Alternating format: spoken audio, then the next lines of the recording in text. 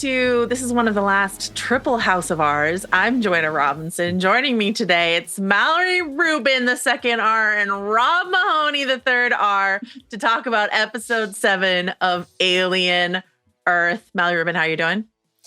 Mr. Strawberry says, fuck off. We're never going back. That's right. Hell yeah.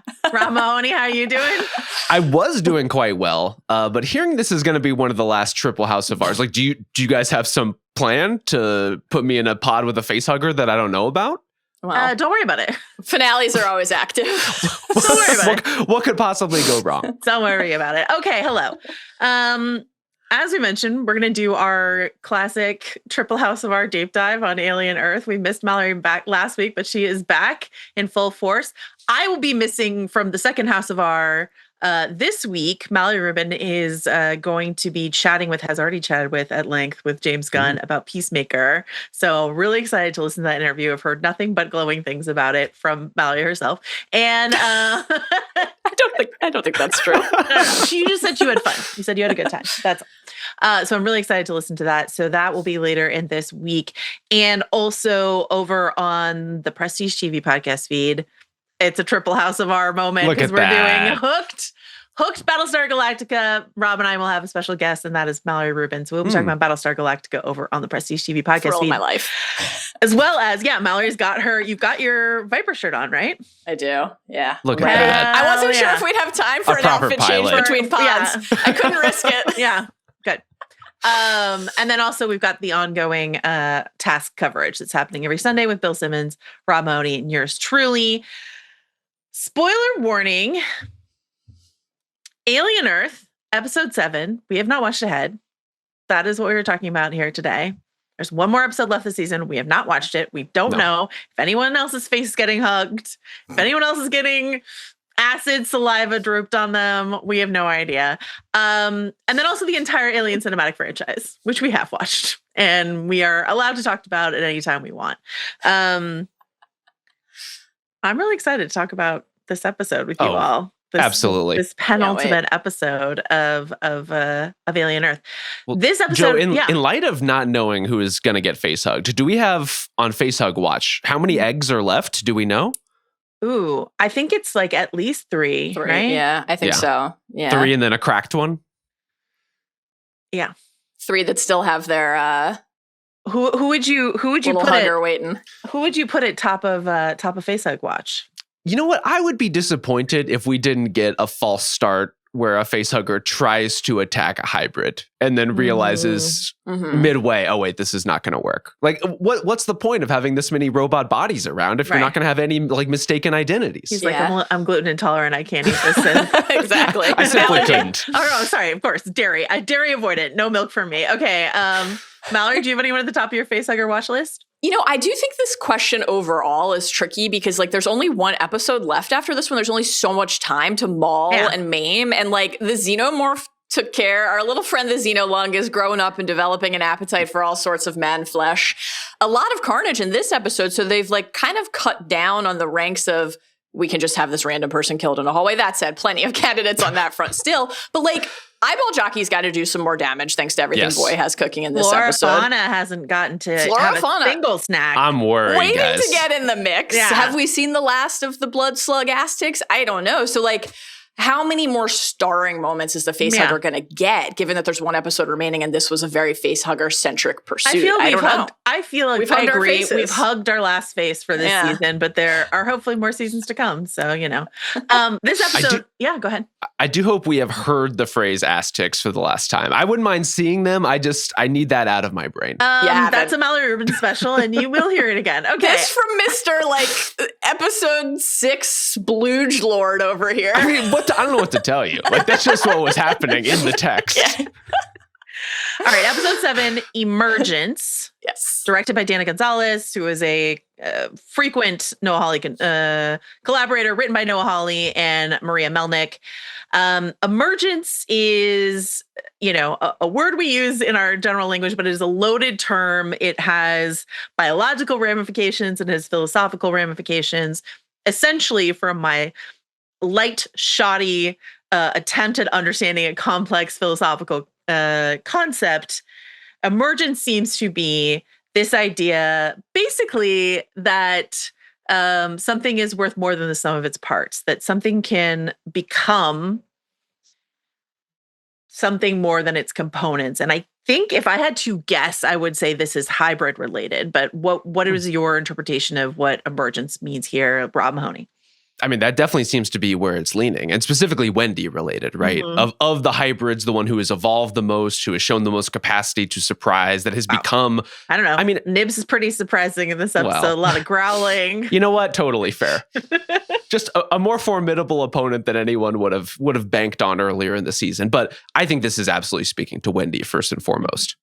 And of course to the tiny baby xenomorph exploding from Arthur's chest cavity. That was another emergence. Emergence of many. You know what? You're emergences of all sorts in this television show. What a rich text. Morrow and his pals emerging from the water. Yep. There's a lot of literal emerging happening and philosophical emerging happen. I should say hobbitsanddragons@gmail.com if you have any thoughts or feelings about emergence or anything else that has to do with this episode. We got a ton of great emails. We're going to get to a few of them in the side of this episode today. Opening snapshot.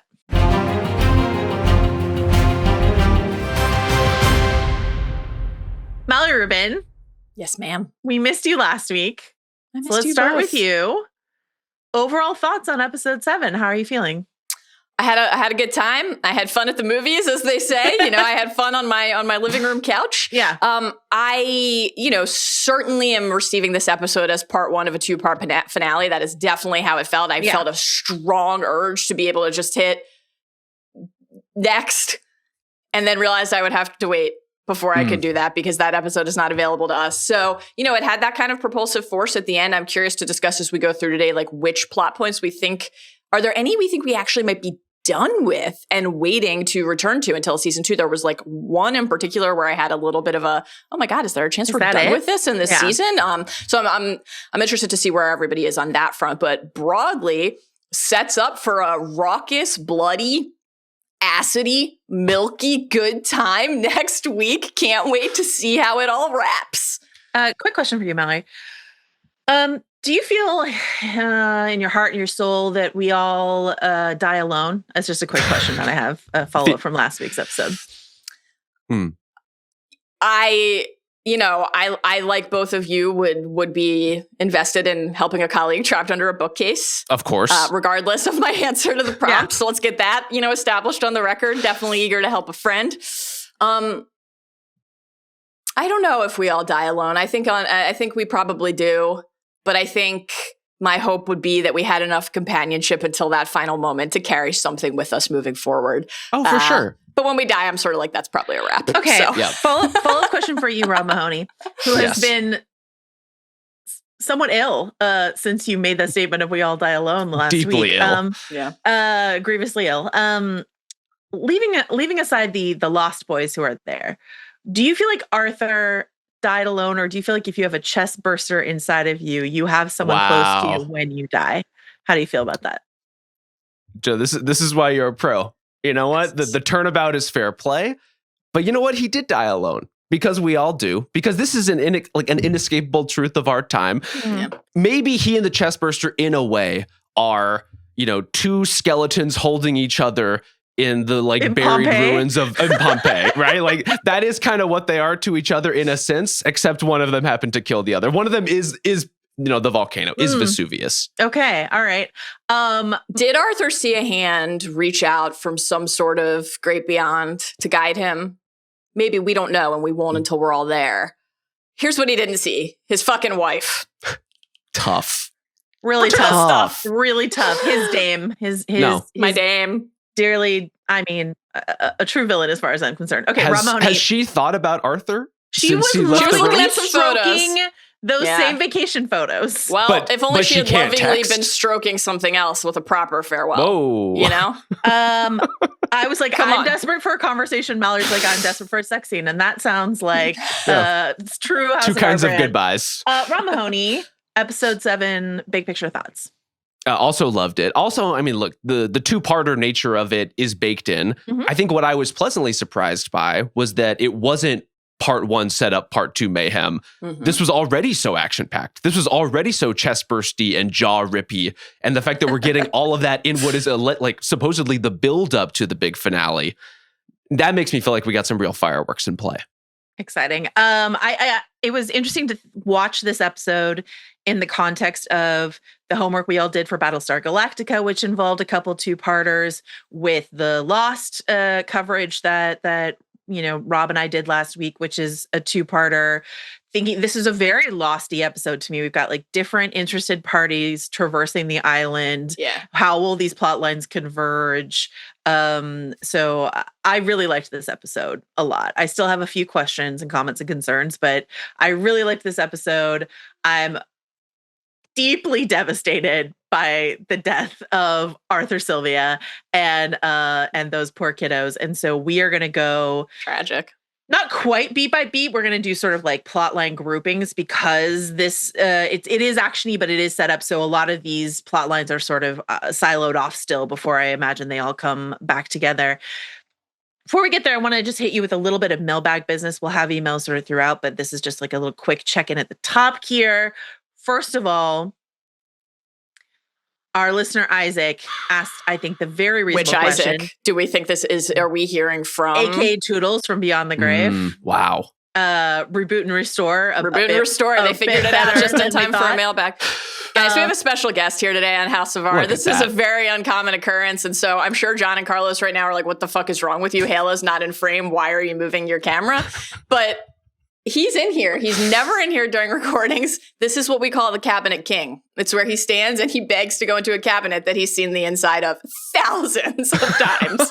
It's a very and alien. As soon as it's open, he will have no interest in it. Of course, it's a very not. alien on brand moment to involve the cat inside of this recording. Hi, Halo. Halo, say hi to Joe. Hi, I mean, and Robbie. everyone else, but it's your beloved Joanna. It's true. Sorry, I got so excited.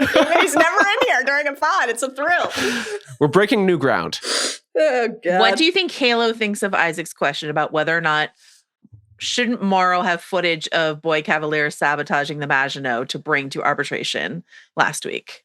Thanks for asking, Isaac, whether or not you are also Toodles. This is a good question because we obviously were quite struck by, and it really wormed its way into our brains as well, the data transfer that Morrow did, because we were like, oh my God, the sweat, the red eyes, right? The kind of like visceral proof that the machinery is not meant to exist in that human form in quite that capacity.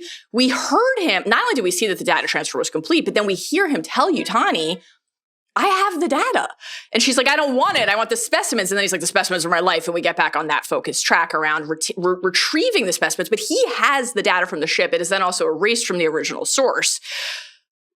I don't quite understand, per Isaac's question, why he's not offering this up. Like, he's there in the boardroom in the arbitration scene. Why is he not like, by the way, I know you were involved? A theory I've seen is that he only had so much time and really he focused on downloading the critter data, not like every single piece of data that exists.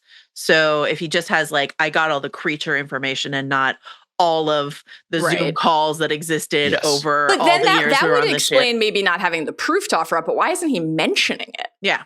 It's Like, a great question.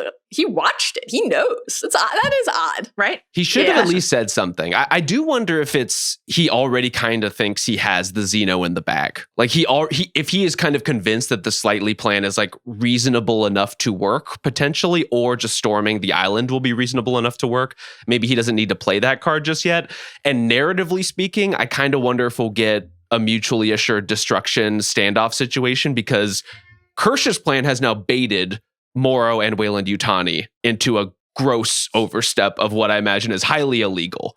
And so maybe there is sort of like an offsetting leverage situation from a story perspective as to why he wouldn't say that. From a character perspective, yeah, he should have spoken up. Okay, so Rob Mahoney is like, please, for the finale, give me more arbitration. I would like to see it if I'm already on record. Just get the eyeball jockey in the room for it. Put your whole body back on the table, Boy Cavalier. Okay. Craig, this one is for Rob, right? Craig wrote in to say, it was expressed that Rob does not have an appetite for puns.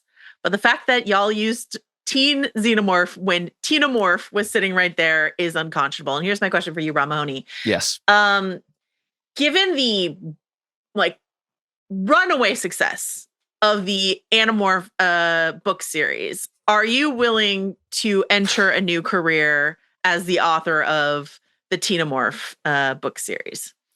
You know, people have been asking me this, Jo, and I'm happy to say so hot right now.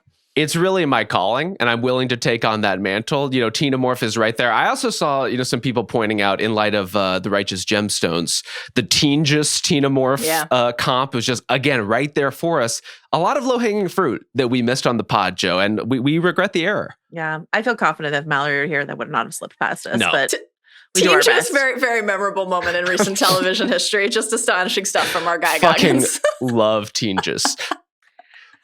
Last but not least, this one comes from, I believe this name is pronounced Zach. I did look it up. This is a really fun spelling of Zach, if that is indeed how you pronounce your name.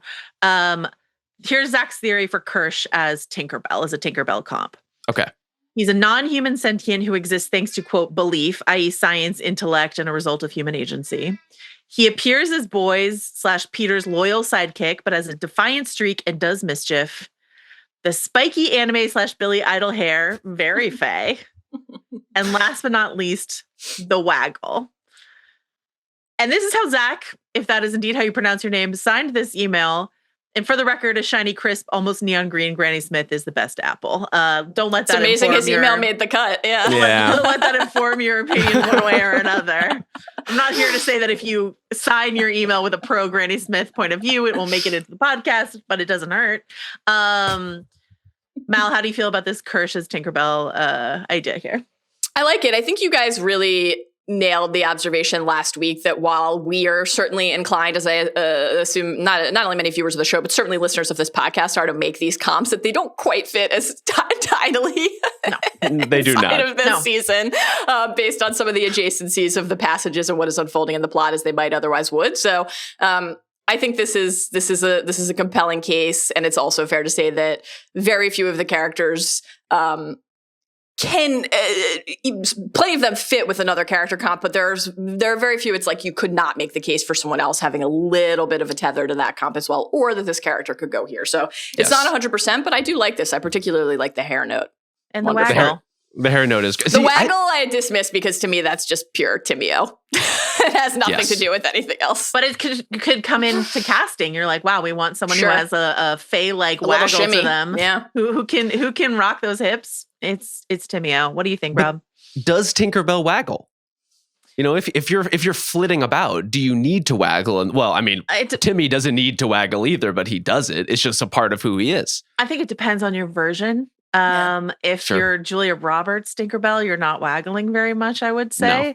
But I think classic Disney Tink does waggle a bit. And then specifically, originally on the stage, Tinkerbell was just like a light that they just sort of put about. It's a flit and a waggle at the same time, I would say. That is absolutely true. And spiritually, I will say Tinkerbell has the sass that is that is kind of a functional waggle, a waggle of personality. Yeah. Who among us? Personality waggle. All right. And last but not least, I just want to race through a few fun facts I learned from the official pod this week that made me go, First of all, the production designer, Andy Nicholson, made sure to point out that there are vents in every room.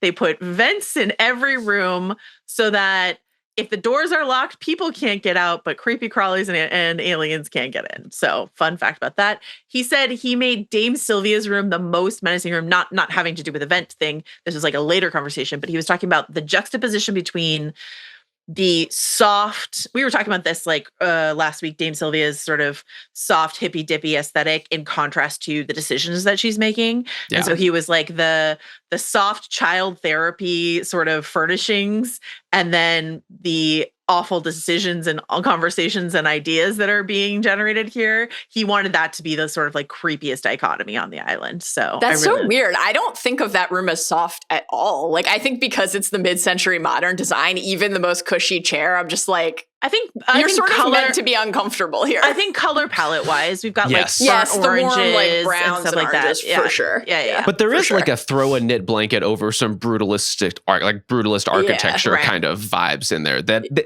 It is discordant. It is upsetting. It is, I think, true to what Dame Sylvia has become. Like she might be number one on the characters who suck most on this show. I think so.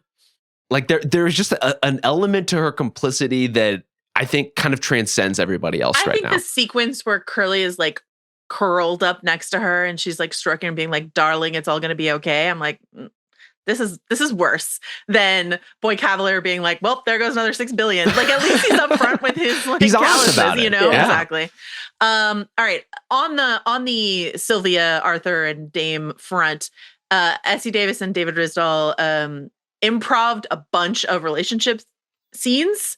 This is just something they did as actors together because they were like, there wasn't a lot on the page of their relationship. And I was like, that's my note too. Indeed. I would have liked more of that. In fact, can you release the improv acting exercise tapes? I would love to see the Sylvia family dynamics a bit more. So that was something I thought was interesting, but also like highlighted something I wish we had more of. And then one of the producers was bringing up this idea, and I'm upset with myself that I didn't make this connection earlier when Adam is talking to Joe about the lung and the debt and all of that sort of stuff, drawing a connection between that and the preoccupation of the latest season of Fargo and this idea of like ownership in debt inside of our sort of corporate run culture as something that is preoccupation for Noah Hawley, I thought was a really interesting connection. This idea that like Prodigy City is essentially a company town, like, you know, in the sort of like coal mining sense.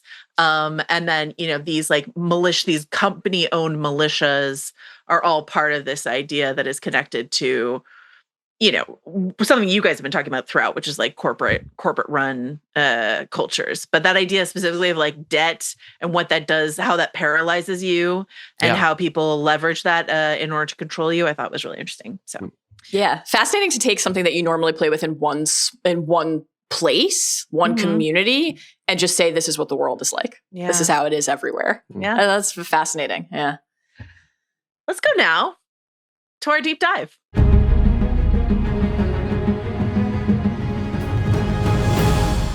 All right. So as I said, we're going to do some slight character groupings this week, and we're going to start with slightly Smee and poor Arthur, rest in peace. Not that we thought you were going to survive after your face got hugged, but it's really tough now. You're just a shattered corpse adrift in some water, and it made me very sad.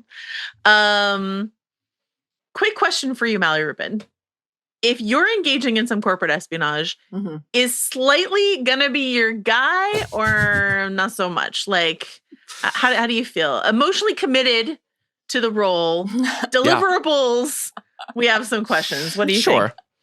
Yeah, I think as a general rule, I will not be enlisting any children in my corporate plots, whether or not they involve espionage. So yeah, that's just a general rule that I will be following in my pursuits. And I think that the like opening glimpse of slightly huddled, knees up against his wall as just an arm tucked out from under his bed was just the perfect visual and like emotional reminder that this is a kid. Like it took me back to, when we're all kids and you're like, well, what am I gotta hide something, right? Like I don't want to take my when I was a kid, I didn't want to take my vitamins. I would put them in my pencil box and then tuck that like under a bed or in a desk drawer. It's like they won't find it there. There's just a body under his bed. He's like, this is where kids hide things, under a bed. Yes. It was just that's perfect. it's where monsters belong, right? Yeah. Under your bed. Yeah. Fun fact about me, and Rob, I'm curious if you ever hid something as a child. Wow. Famous Robinson family lore is that we used to do this like additional outside of school math program that I hated, and they gave us these stapled math exercises to do, and I would just peel off like the back 2 pages and then just like fold them up and stuff them in the couch so that I didn't have to do it. And no one grading the papers ever called me on it. My parents never called it. And like years later, they found all of these math papers that had just been like rolled up and stuffed down into the couch by me, Joanna Robinson. So that's what I hid when I was a kid. Math. Mahoney, any smuggling, hiding? I'm trying to remember what the items were that I was smuggling, but there really is something to that when you're a kid of like, if I can't see it no longer exists anymore. Mine was like, I had a bed pressed up against the wall. And so it was the crevice between the bed and the wall. If you shove anything down there, it's never coming back and no one will ever ask about it. That's just the void that it will live in, from here to eternity. That being said, like Slightly's underneath Slightly's bed is not a void, right? Arthur is there. There is a sort of like bellows, wheezing, gurgling, snuffling sound. Gurgles, wheezing continues, squelching, muffled grunts. The official subtitling for that stretch, which is that was dismaying. Also how I sounded when I had COVID, for the record.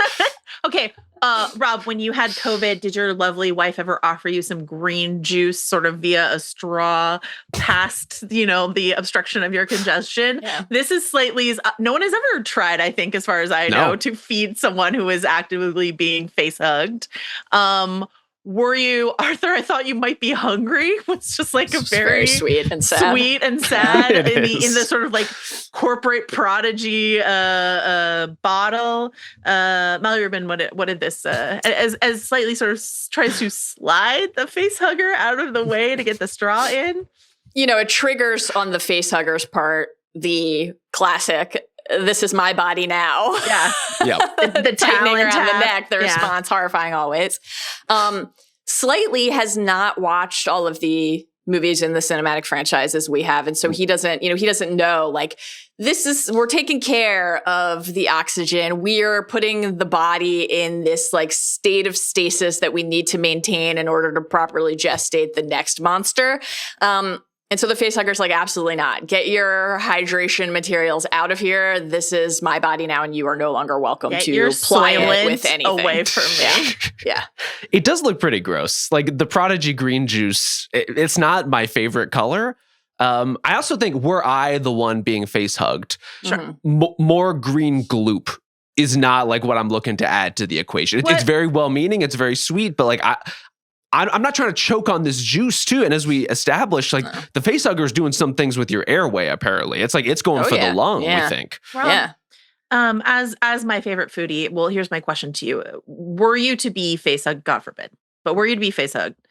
Do you have a request for our final meal that we try to shove past the face hugger so you can just have like one more taste before you go? Or just wait till the face hugger's off and enjoy a proper meal before it explodes out of your chest. In the like 5 minutes you've got. Yeah. It does go fast. It's a Whataburger. Yeah. Oh, is that what you want? God. Is that your final meal? Whataburger?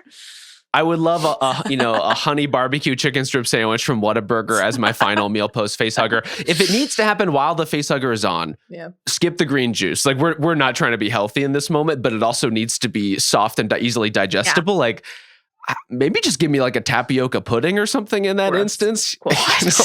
Look, I'm just trying to understand what is accomplishable under these exact circumstances. Here's what I want to request formally of you two, my dear pals. Cut open some part of my body, not cutting the face hugger. I don't want any acid dripping into me.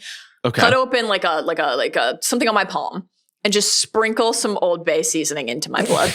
Jesus Christ. I feel like send me home. On the heels of this tremendous Emmys weekend for The Pit, I feel the challenge of like, can I perform a trach on you? Oh, yeah. Avoiding the coils of the face hugger in order to get the Old Bay sort of like into your esophagus. I think I can do it. Okay, thanks so much. All right. So really pleasant. Yeah, this is great. Joe, do you want a barbecue sauce made out of like a plum picked from your yard? Great question. I don't know. I think just like hydrate me with a Topo Chico and I'll be thrilled. Oh, there you go. I'll be delighted. Honestly, Topo Chico might have the exact level of carbonation required to kill the alien gestating inside you. I think it'll be like, ooh, spicy, and maybe it'll like uncoil and skitter away. Could happen. All right. So Smee knocks on the door, very like Anna, Elsa, do you want to build a snowman moment, right? And just like demands to be let in, immediately clocks Slightly, frankly, like shit job of trying to hide Arthur under the bed, not even bothering to tuck one flaccid arm, just flapping in the breeze for all to see. And Smee, suitably in panic mode, confronts Slightly, and I really thought the word choice here was interesting, right? You did this to Arthur, Smee says, and Slightly says, you would have too if he had chosen you. This twisted idea of being chosen, right? Mallory, did that stick out to you? What did you think about that? Very much so. I thought this whole opening stretch was really great. We've all loved Smee and Slightly as a duo and as individual characters. And so I thought just like having Smee seek slightly out that kind of like intuition of young friendship, that we're never busy line when we have like Toodles with his lab work and Wendy with all of her important chittering and shattering and clicking tasks and Curly on her various missions to be teacher's pet or lab assistant or whatever. It's like, right, the show kind of acknowledging that the thing that these two have had to do is like be pals and figure out how to navigate this kind of like hybrid literalization of a hybrid phase of existence. Smee's the personality hire, right? He's like there to like make you laugh. I just like can't wait to see what. I really hope that Smee makes it out and like has a more active plot line in season 2. But I thought this was lovely. And then on that Chosen front, because like it takes us back very effectively to their encounter with Morrow on the crashed ship and these various prompts that he put to them, these exercises that he was running through as he was processing very quickly. You guys are behaving like children. Wait, parents, like, is it possible you don't know? He was also processing his own guilt and throwing out to these strangers these like moral quandaries, right? What would you do in this situation? And they responded differently. Like Smee was the one immediately who said, no, I would not do this thing. I would not harm another person. Slightly was the one who started asking all the follow-up questions. Like, are they bad people? Mm-hmm. Would I be doing it to help my friend? And then Smee does get back involved, right? He offers up on the heels of Slightly saying friend, like parents, and Slightly's like parents. And we linger very meaningfully on his face before the whole plot with his family. But the fact that their response, their kind of base instinct about how to behave in the situation was distinct, was very effectively brought to the fore here. And in terms of that idea of Chosen, it's like, this has been a motivator and something that has been leveraged and weaponized for Wendy and the Lost Boys throughout the entire season. And obviously it will be very present as active text here for Wendy throughout this entire episode. We're premium. This wasn't supposed to happen to us. So to get a version of that here for Slightly and Smee, it's like, well, being chosen isn't always good. Sometimes it means you're chosen to do something horrible. Yeah. Well, especially, we've returned throughout the season over and over to that theme and the idea of like predation on kids by making them feel special. And the feeling of being chosen does make you feel special, and putting that light on somebody else to say, if you were in my shoes, you would have done the same thing. Understandable under the circumstances for Slightly. But in the case of like these hybrids, they're also kids who were very vulnerable, who were told that they were going to be safe. And we're learning very quickly that is not true in this space. Like all of the promises that were made to them are just crumbling over the course of this episode.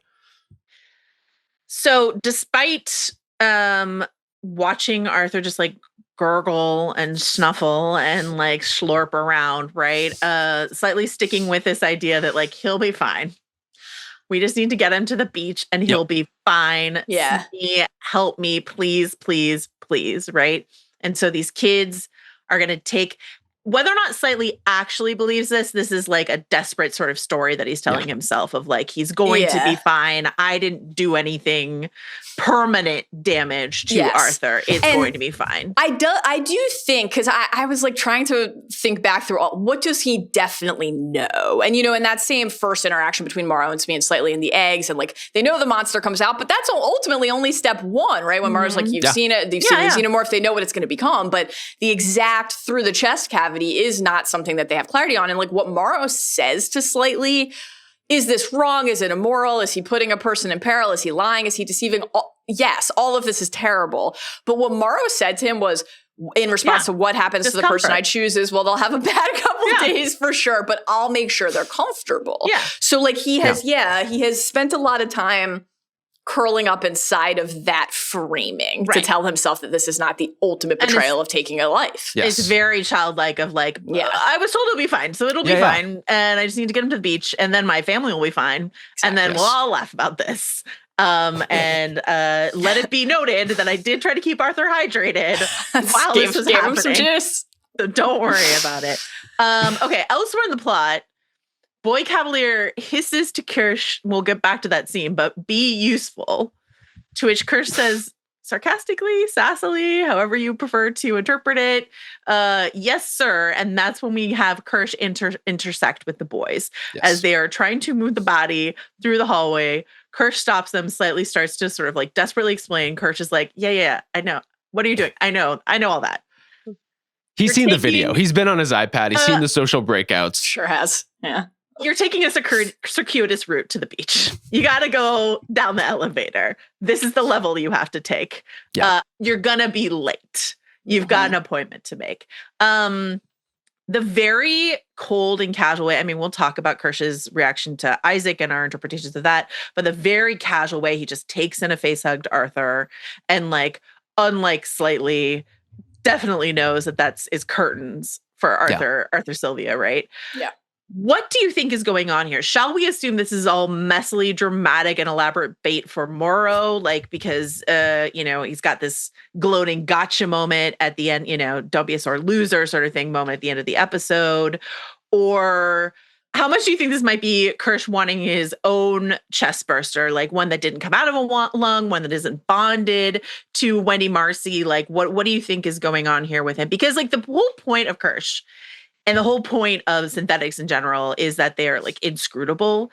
But I feel like there's a level of inscrutability inside of this episode for Kirsh that I feel like I want a few more hooks inside of. Rob, what's your interpretation of what's going on here? I mean, he's certainly inscrutable. And he is, messily dramatic, as you alluded to with his plan, Joe. Like, that is kind of who Kirsh is. So I buy that he is into some of the pageantry of how this is all unfolded. The why he wants another chest burster or why he is interested in that alien specimen in particular, I don't quite know. Because, it's clear he doesn't have a lot of regard for Boy. But I think there's a difference between wanting to fulfill Boy's mission versus wanting to fulfill some programming objective or some obedience to Prodigy as a corporation or his role within it. Like, those are kind of two different ideas, although they're in some ways one and the same. Yeah. Exactly. And so it's like, in what way is he deviating from core programming and in what way is he obeying it? That's what I just don't have a good handle for, even this deep into the season, which I'm not mad about. Like, I love how inscrutable that character is. Mallory, Rubin? Yeah, I think that the ambiguity has been delicious to this point. I do think I am expecting and hoping to get some more clarity in the finale about what is exactly driving all of his decisions. But I think to me, it felt like kind of like all of the above. I think the fact that we go immediately it felt very deliberate and useful to get the be useful, yes, sir, immediately before the elevator bay reminder, because it's interaction, because it's just one more, I mean, frankly, not that we need it at this point, but one more little reminder that Boy has no regard for anybody in his orbit, including Kirsh. And in fact was like, this guy's just basically like Baseball Reference. That's not what I'm looking for atop the mountain, right? Like, it's not enough for him, and Kirsh has no reason to think otherwise based on the way Boy treats him. I think that all of this, though, whether it's Boy-centric, Prodigy-centric, whether it's about the hybrids, whether it's about Morrow and like kind of luring him in, all of it fits under the umbrella of Sith supremacy for Kirsh. And like, I've been thinking a lot about that thing he said to... I know you just said synth supremacy, but it did sound like Sith supremacy. And so I got really excited about it. Yeah. Mallory always speaks in absolutes. We know. She's wearing the red for a reason. Yeah. This is an anti-Sith podcast. But yes, synth supremacy, like... that thing that he said to Slightly in the 4th episode, that's what being an adult is, a constant test. Obviously, that's about all of the other characters, but also in some ways for Kirsh, everybody is going through a test of what they will do when pushed to the limit or pushed to make a big decision. And so for Morrow, like, I love the chat that you guys had about, and I was not at all surprised that you guys loved the elevator exchange. Of course, that was just fantastic. And like, the things like, I would imagine it's the pain that makes it satisfying, especially for cyborgs, the moment when you realize you're not a machine after all, when the eyeball pops. He can't wait to give this guy a reason to come inside so that he can beat him and say that he won. I think that's clear. And to be able to have playing in his mind all of the slights from Boy, but also Morrow's words of like yesterday's model, the incredibly irrelevant robot. Yeah.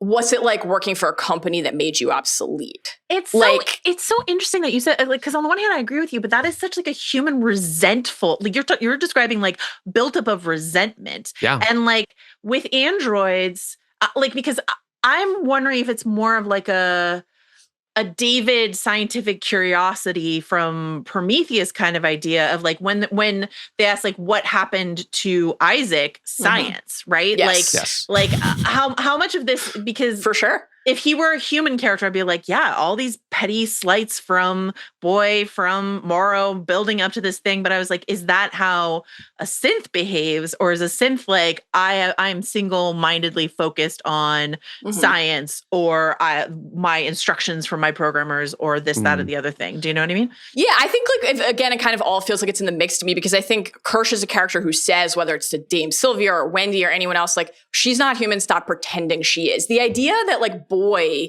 positions the hybrids as superior because they have the human mind and consciousness and experience and memory inside of the overall synth experience. Yeah. Everybody else views that as like a feature, and Kirsh is like, that's a bug. Suppress that. Then if those same impulses, like, as you guys know, I found it very touching and tender when he like said, yeah, that seems right when Isaac chose his name. Like, he can't totally tamp down the thing that he thinks is actually a weakness in other people. Like, that's present in him too, and how could it not be? That's interesting. So I think that's interesting. I think that'll be really interesting, and I'll be curious to see how this all plays out in the finale. It's like rewatching that scene, like, given how dispassionate he is in watching what happens to Isaac, over on the iPad, and then like inside of this episode, his reaction is sort of seeing the corpse. Due to like the seeming lack of reaction here, then I go back to that Isaac scene where he's like, that seems right. And I'm like, is that paternal? Is that emotional? Or is that just sort of like casual? Yeah, that seems right. I find that I don't know. And I am open to all interpretations. And it is interesting, in the official podcast, David Rizzo was talking about how, we'll talk about Arthur and his paternal interaction that he has with Slightly and Smee in a second. But this idea of like Kirsh as this other father figure. We were thinking a lot about like Kirsh versus Dame Sylvia as these sort of like two influences, right? Angel and devil, and you can decide who is the angel and who is the devil, or they both are morally compromised inside of this scenario or something like this, whispering into Marcy's ear about who she is. Yeah.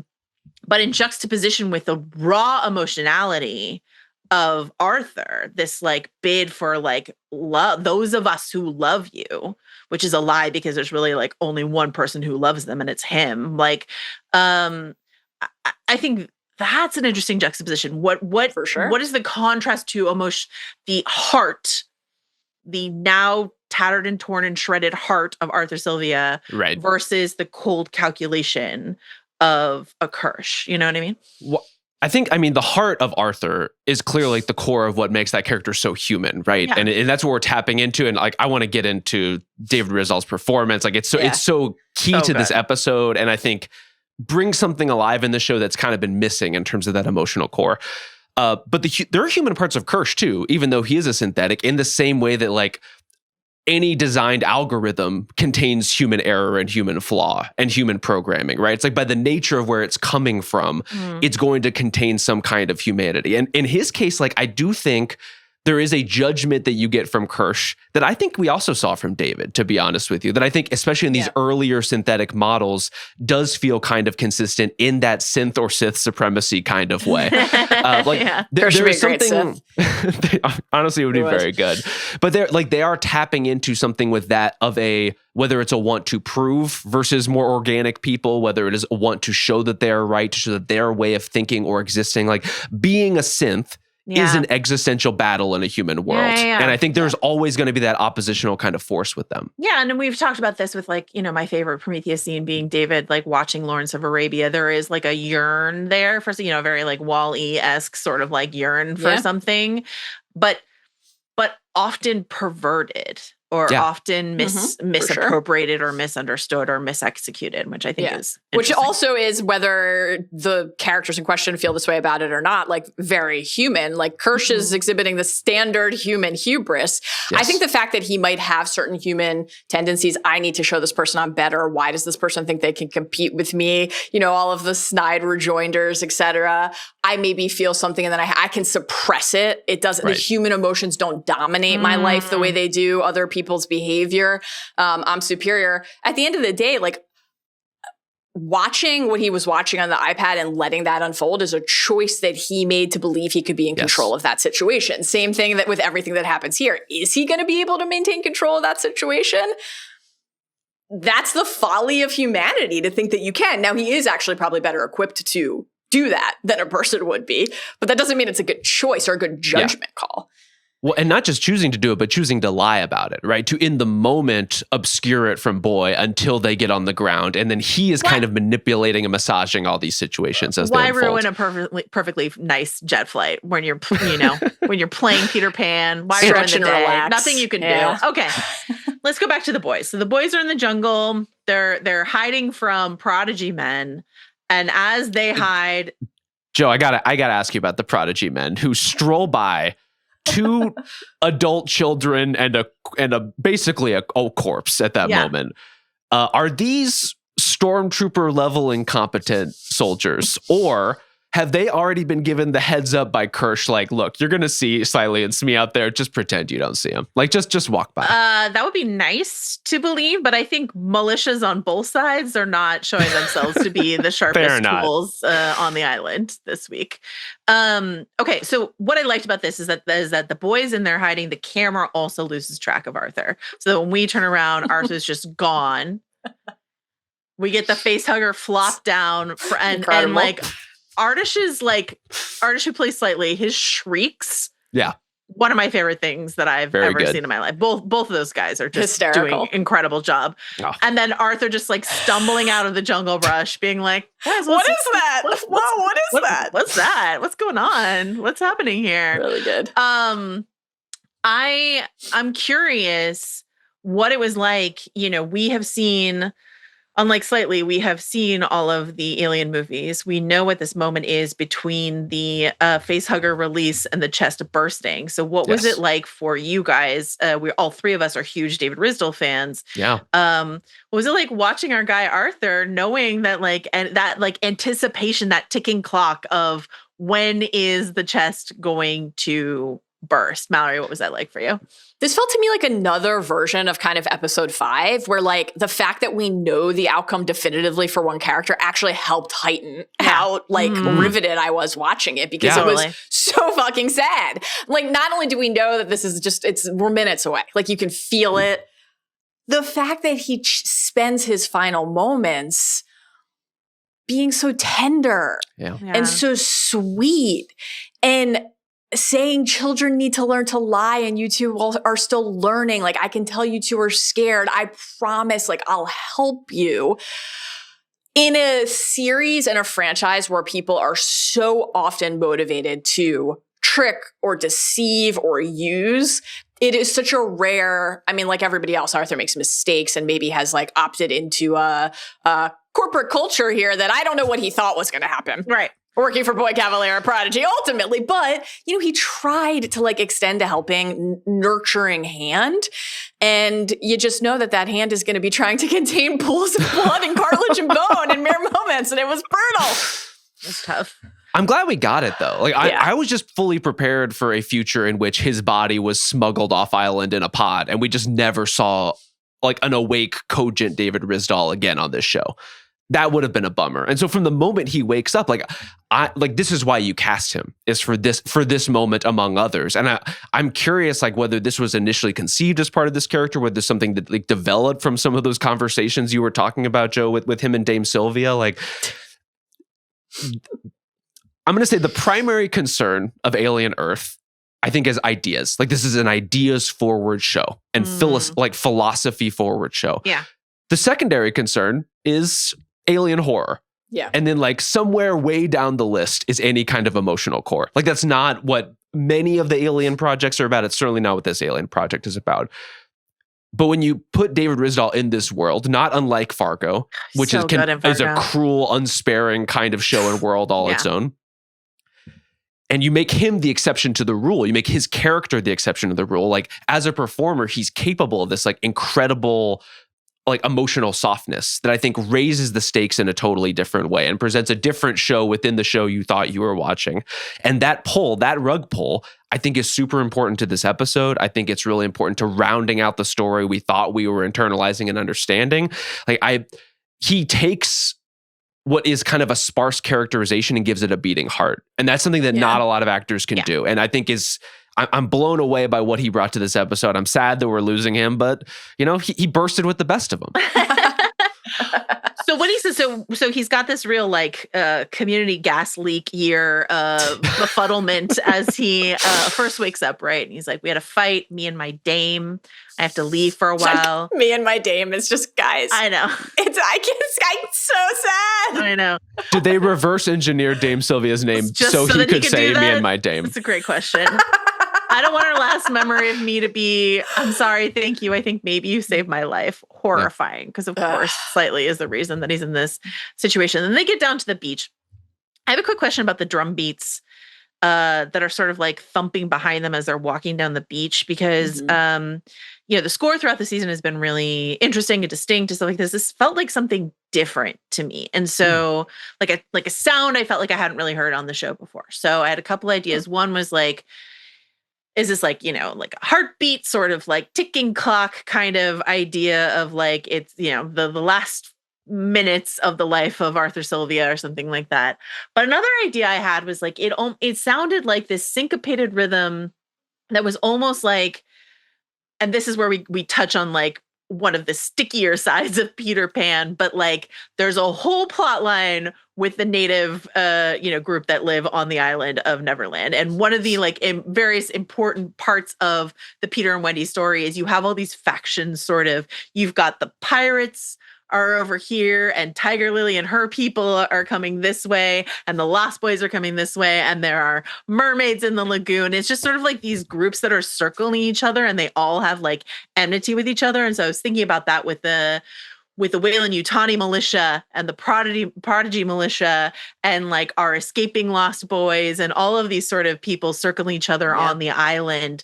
And so I was just wondering if that was just like a moment to think about that kind of adventure that Peter Pan has to offer, of all these sort of factions sort of running around, barely missing each other, sort of brushing up against each other as they go.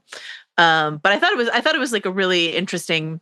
I'll be curious if the composer gives an interview where he talks about like some of the various things, but I thought that was like a really interesting moment. I love that. It was that or have Boy read another passage. Look, I'm ready for the drums. Maybe this is me speaking from our recent Battlestar experience, but I forgot how much I missed just like a rolling drum beat to build the drama. Exactly. All right, so then we get this beach scene that you guys, have been referencing already, right? Where Arthur says, whatever it is, you don't have to do it. Let's go back. We'll figure it out together. I promise you, I will help. Very Dr. Alan Grant, Jurassic Park, positive masculinity as far as I'm concerned. Smee is the one who like takes Arthur's hand, but then Arthur reaches out for slightly and then it's burst in time. And like, I gotta say, like on the level of, I don't know if you guys have opinions about this. In my opinion, the number 1 A+ ever reactor to a chest bursting scene is Veronica Cartwright in the original Alien. The like blood spray and her screaming is historic. Just like absolutely horror classic iconic. These, once again, Jonathan and Artish, who are just like have been so good, did an incredible job. Obviously, Jonathan's character Smee stays in the shock space and slightly is like, where'd the monster go? Right? Yeah. I did all of this. I have clearly killed Arthur. And I had to have this monster. That was the point. And so he's just like looking, the chest burster's gone, looking around in the brush, just skittered right away, just slithered and skittered out of frame, totally gone. And then, so the horror of the misaligned reaction, right? Slightly is still just sort of like one track. And then the horror of the like overhead shot of like Smee still processing it slightly is already just like picking up Arthur's corpse and pulling it along and say, we have an appointment, we have to get there. We have an appointment to make. What'd you think of that, Mallory? This was among the highlights of the season, this stretch and their disparate reactions to this. The fact that like everybody is terrified. You're a kid, no matter what age you were, this would be this would be the thing that defined your life, having witnessed this, right? Totally. What an atrocity. I think, Joe, to your point, the centering of Arthur's humanity, and then the moment where it's felt so crucial to me that slightly, even though it was on delay, did go take his hand. Yeah. The fact that like what reason did he have actually to believe that there was a choice other than the one like to listen to Morrow, right? So in that one moment, And then to have that ripped away so cruelly along with your skin and your tank top and everything else, just anguish inducing. I thought that the way that the kids, even though they are still going to be paired moving forward, like have that moment of really blaming the other one was like a perfect choice. That's the monster they wanted, Smee, but then what did you do? Like, he's blaming his friend, who he will in short order protect and defend and say you can't harm. But here he's like, how could you let this happen? You said you were going to help me. What did you do? And Smee is like, you told me this what was did you do, right? Be okay. Like, you said this was going to be okay. That's why I helped. And I was thinking to part of what Morrow said to them in that episode 3 scene was in that, like, that feeling you get in the scenario exchange when the monsters come and you don't help. Maybe you're feeling it now. When Mother says the crew's life don't matter, only the bounty matters. When you hear the screams and all you can do is save yourself. Like, they heard the screams, including their own, and slightly went right into, I got to figure out how to make sure that this is okay, because the one person who gave me another path is gone now. And that doesn't mean he's not scared. It doesn't mean he's not feeling. But one of the things that carries forward into that hybrid body is the human impulse for self-preservation in a moment of terror. And I thought that was just perfect. I love your point. I love the indication that you're making, though, that is like, then when they confront Morrow, and his first thing is like, he's my best friend. You can't hurt him. Not please don't hurt him, but you can't hurt him. These are the rules. He is my best friend, and the rules dictate you are not allowed to touch him. Exactly. And I think the reason you get that is because obviously Morrow lied to him in the first place. Arthur's going to be fine. He's going to have a rough couple days. Ultimately, he's going to be cool. Get some green juice down him. Yes. It'll be fine. It'll be fine. But you have I think a lot of the kids in this episode, a lot of the hybrids are clinging to these lies that an adult has told them. Even here, Smee is like, but Arthur is lying too about, I'm going to do everything that I can to help. Well, my guy, the only way you can help is by putting an alien in your belly and going with like these militia soldiers. He's not going to do that. Right. But Smee What's is Arthur going to do? If he goes back to the building, they shoot him. He knows that. He can do nothing. He can't do anything. Yeah.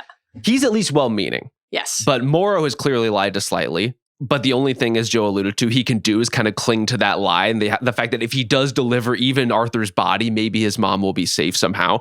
We see Curly kind of clinging to the lie from Dame Sylvia that everything is going to be okay. It's not. She doesn't believe it. No one believes it. Everyone knows better. But like, what else are these kids to do other than that? What else are these kids to do other than, in this moment of pure terror, cling to the adult figures in their lives and hope that one of them will have an answer? I just think the moment where Arthur says, like, those of us who love you, right? And it's like, I don't know, given what, Dame Sylvia has done and, just fallen in line with the corporate orders, right? She can concoct whatever story she wants to justify her actions. Well, it would be worse if I left these kids alone. So I have to do what the corporation says in order to stay in or protect them. That's like the message she's telling herself, but it's ultimately not true.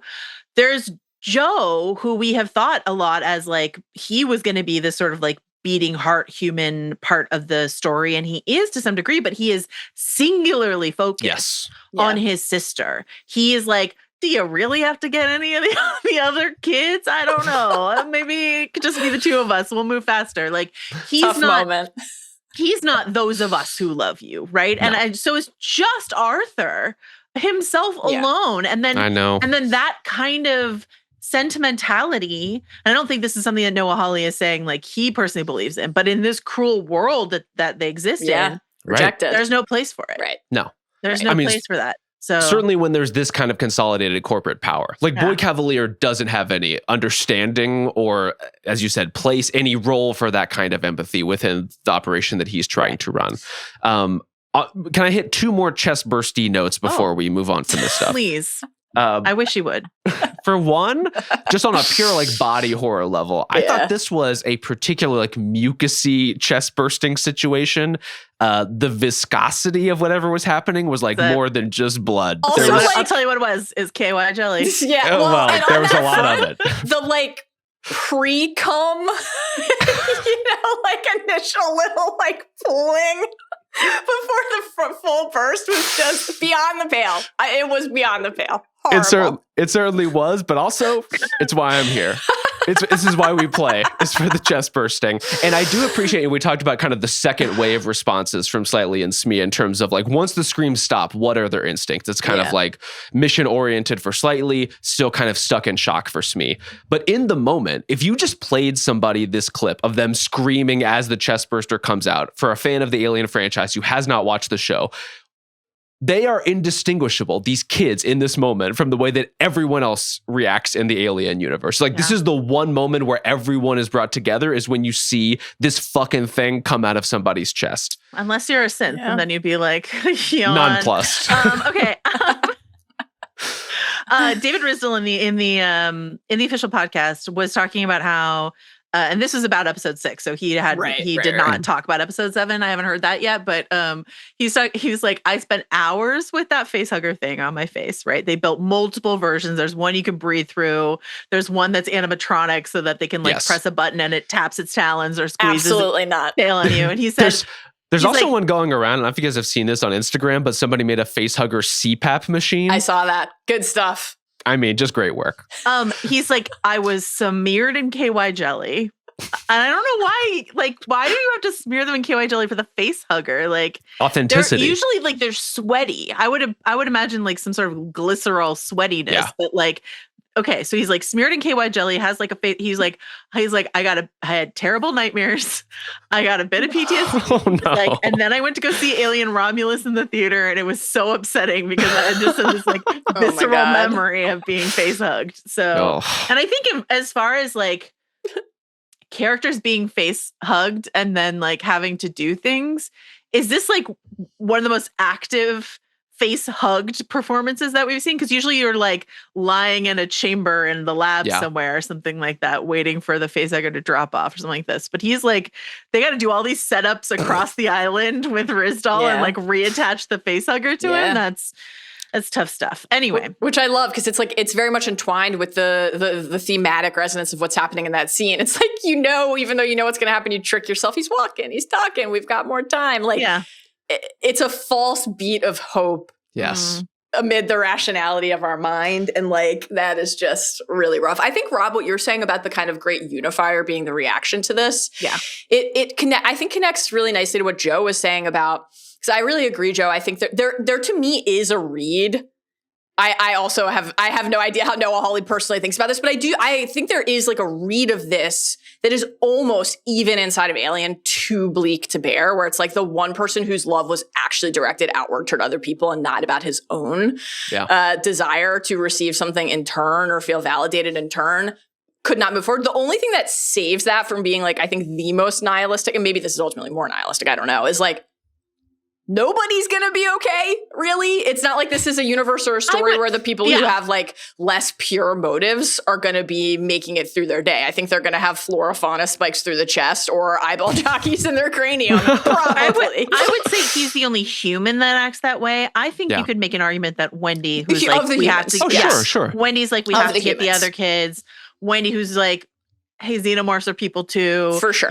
Like all of the humans. Of the humans. Like, totally. Okay, so the boys have either located or very quickly assembled a raft with which to drag Arthur's dead body through the water. And I have to say, David Rizdal, we've already praised you a lot, but I got to say his corpse acting, 10 out of 10, no notes. Yeah. I would give him an Emmy just for the way that he is lifelessly sprawled, limbs akimbo on this raft as they drag him through the water. Swiss Army Man-esque, the way he is a full-on character in this show still. Yeah. Daniel Radcliffe wishes. Loved it. Enter Morrow and his militia, his commandos, up out of the water. Like creatures, like mermaids, if you want to be in your Peter Pan space. I was initially really, I don't know why I bumped on this so hard, but I did every time I watched this episode, how they just rip off their masks and then drop them in the water. That's good gear. I was so What are we doing? Wasteful. It's polluting. Don't you need that? But I guess your explanation is like they have no plans to go back out the way that they came. They're but still I'm still in the transports. I'm like, you're just dropping high-tech gear in the water. It's amazing we got to a place in this fictional universe where 5 corporations rule the world. People are just like, old tech, don't need it. Give me the next model. my God. Dump your Kirshes and your masks in the water. All right. So we get that I needed help. He's my best friend. You can't hurt him moment, right? Which takes us back to episode 3, that exchange that Mallory's referenced a couple times, right? Like, I don't have friends. Everybody needs friends. She won't let you have them. What's on this ship? She spent billions. People's lives, they belong to her. So this idea that you can like still connect, think of other people, even though Slightly had that moment where he was not thinking of Smee, has come back around to thinking about Smee. So like that mentality versus the cold corporate, it's been an expensive day, they say in arbitration. And then it's like, yeah, the lives, sure. The lives also, that's a cost as well. What did you think of this Morrow Slightly interaction? Again, like, I don't think we can say more to compliment Ardash Gaurav for his performance. He's but really just great this, here. like, I did everything you asked me, true. And then Babu Sise, who we've also praised, if that were true, I wouldn't be standing over a hollow corpse. Like this, just like devastating. Yeah. We've watched Slightly just boil at this level of desperation for episodes and episodes, and then to just be sort of like cast aside, Arthur's corpse just like dumped in the water. How fucking dare you? I don't want to pick a side uncalled for between the two militias who both seem bad, but you will. Only one of them dumped Arthur's body like that. So I guess I'm Team Prodigy. Molly, the fact that they could have just left the body, but they kind of go out of their way to dump it. him. Gotta feed the crocodile, guys. Come I on. guess so. Molly, what do you think? So we've talked a lot throughout the season. I think this has been one of our favorite aspects of season 1 of the show, is like the way that Morrow dances between the hero villain spheres.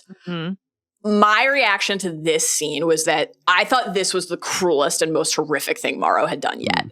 Was saying to Slightly what you just quoted, Joe. If that were true, you wouldn't be standing over a hollow corpse moment, and you're acting like a child. You know what grown-ups do when they make a mistake, they own up to it moment. Because for context, Mal, this is a man who watched his entire crew die by alien when he could have saved at least like 4 people. But he would take responsibility for that. He'd own it. Yeah. I had to do it. Yeah. It's like there's the kind of like, is that what grown-ups do aspect of this, where we watch these grown-ups flail constantly? But also it's like, I had sort of, what I wanted is for like in the face of this terror, like looking at these kids, for Morrow to go back to that like she liked raisins moment and feel some softening inside. And it was really the opposite. It was a calcification of the mission, which was harrowing to confront. And I think the like, again, just everything Arthur gave us feels like it is operating in such stark contrast to the way other people are behaving, because what all of the adults are doing is like invoking what other adults do, what it means to be an adult, right? It's a constant test. It's this, it's that. Like that you own up to making a mistake. What Slightly needs here is what only Arthur was willing to provide, which was saying, this is what it's like to be a kid. And that's still what you are. You don't have to do this. You don't have to do this. You might think there is no way out. I mean, to your point, what was Arthur really going to do? But like, he was going to try. He was going to go through that hatch and get shot immediately, but what an end it would have been. He was not going to, as Morrow does a few scenes later, put a gun to a child's head, which is what Morrow does. Rob, anything you want to say about this moment here? Well, I mean, not only are they speaking to adulthood versus what it means to be a kid, they're speaking to only their specific version of adulthood. It's like, this is how I operate, and thus I am interpreting it's the way all adults operate. I will give Morrow credit for this. He has practiced what he has preached here, in the sense that he is not a character who has made excuses. He lost the specimens. He has gone every step necessary to try to get them back without ever like over explaining himself or blaming anybody else. So like his version of adulthood is like, it is kind of fucked up sometimes. He also, like, the particular needling he does of Slightly here is the kind of needling that I think like only a parent would be able to locate so precisely, which is the damage and the pain of like, you have disappointed me, right? This like very specific button to press with a kid that is a twisting of his humanity in that way. I love that you're putting that in the parent space, which is right. But also I was thinking like, that I wouldn't be sitting over a hollow corpse is very like, horrible bosses. You have not delivered what I asked you to put together. Like, where's no excuses, please. I asked you for this. Where is it? Why isn't it here?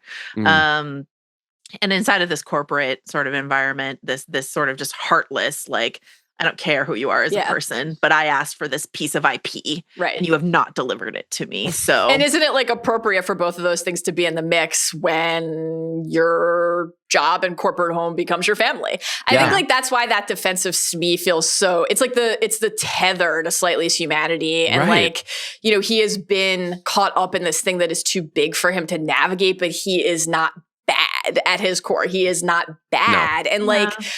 To your point, like for Morrow, it is just like, you're my mission. And Slightly's reaction when he grabs Arthur's legs and drags him is, you're my mission. But then to have the reminder that there's something else beyond that right next to him, for him to choose to prioritize that was like so crucial. We know you're my mission just secretly means I love you. So it's a direct translation. Canonical in Marvel. I agree. So, But to get that like corporate deliverable kind of juxtaposition with from a performance standpoint, this like stuffy nosed affect of like a kid who's really going through it, like that contrast I think is particularly stark. Anytime you have Slightly and Morrow talking to each other, but especially now that everything has gone to shit. All right, let's zoom back in time to the Isaac aftermath, right? Our listener Hunter pointed out the sort of Old Testament significance of Isaac's name as this like sacrificed child, especially in close proximity to a sheep or a lamb. I was like, that's interesting. I hadn't thought about that. Yeah. So we've got Kirsh. Boy is safely behind some glass as Kirsh and the team come and clean up the lab, right? Boy is doing what I call the Obi-Wan Kenobi impatient hop that we get in Duel of the Fates, behind a barrier that you want to like get through sort of moment. But is staying safe there while Kirsh and everyone else cleans things up. Doesn't seem great to me that the flies spit a bunch of dissolving acid onto a control box. Yeah, that was bad. A bunch of sparks came out. That doesn't seem great. I don't know if that was is that gonna come back around? I don't know, but it just seemed not great to me. And Kirsh, I don't know, looks on with like consternation at best as the flies get zapped and boxed and all this stuff happened. So we've talked a lot about this, about sort of like how we're interpreting this Kirsh reaction. Let's talk a little bit about good old BK's reaction here, Boy Cavalier, right? What did we lose? One of the children got careless. It's this ongoing runner inside of this episode of the kids being naughty, which we'll come back again to with Kirsh and the boys at the end of the episode, right? And Samuel Blanken, who we should point out is an English actor, played Scorpius Malfoy, famously on stage, adopts this dodgy British accent, right? Oh, what did he do? I'll send him to bed without any supper. Like, very funny moment, but an interesting like cutesy runner with the kids that I'm not sure like fully lands for me in the button at the end of this, but this moment I thought was really good. And for everyone at home holding out hopes that Toodles might be restored and rebooted, the tech is not there yet. The acid went right into the face and the head. So this is just we're not coming back unless we are. All things are possible inside of a TV landscape, but who knows? And then Boy's response is, there goes that 6 billion. No more kids in the lab. Why were the kids ever allowed in the lab is my Great question. Except Wendy. We'll talk about that. So Mallory, what did you think of Boy Cavalier inside of this moment? Okay. So on the no kids in the lab front, we had seen this kind of like organizing geometry of the xenomorph cage before, but I was really struck for some reason in this episode with something about the way when they came in and they've got their like mini canister to retrieve the fly that kind of looks like a duffel bag. It's like a weekender for our specimens, you know? I was so struck by the way the Xeno was sitting like sulky kid, and it looked like the like squares of that space. Xenomorph. Xenomorph is still here. Xenomorph. It reminded me of like I do not have children, but I believe it's called the Nugget. The like couch that you can move the pieces of to play with. That was just like you know what I'm talking about? That was really exactly what you're talking about. The squares of the Xeno space looked like it just felt like a room for a kid, which I thought was really interesting, and kind of with the like no kids in the lab sort of heightened that.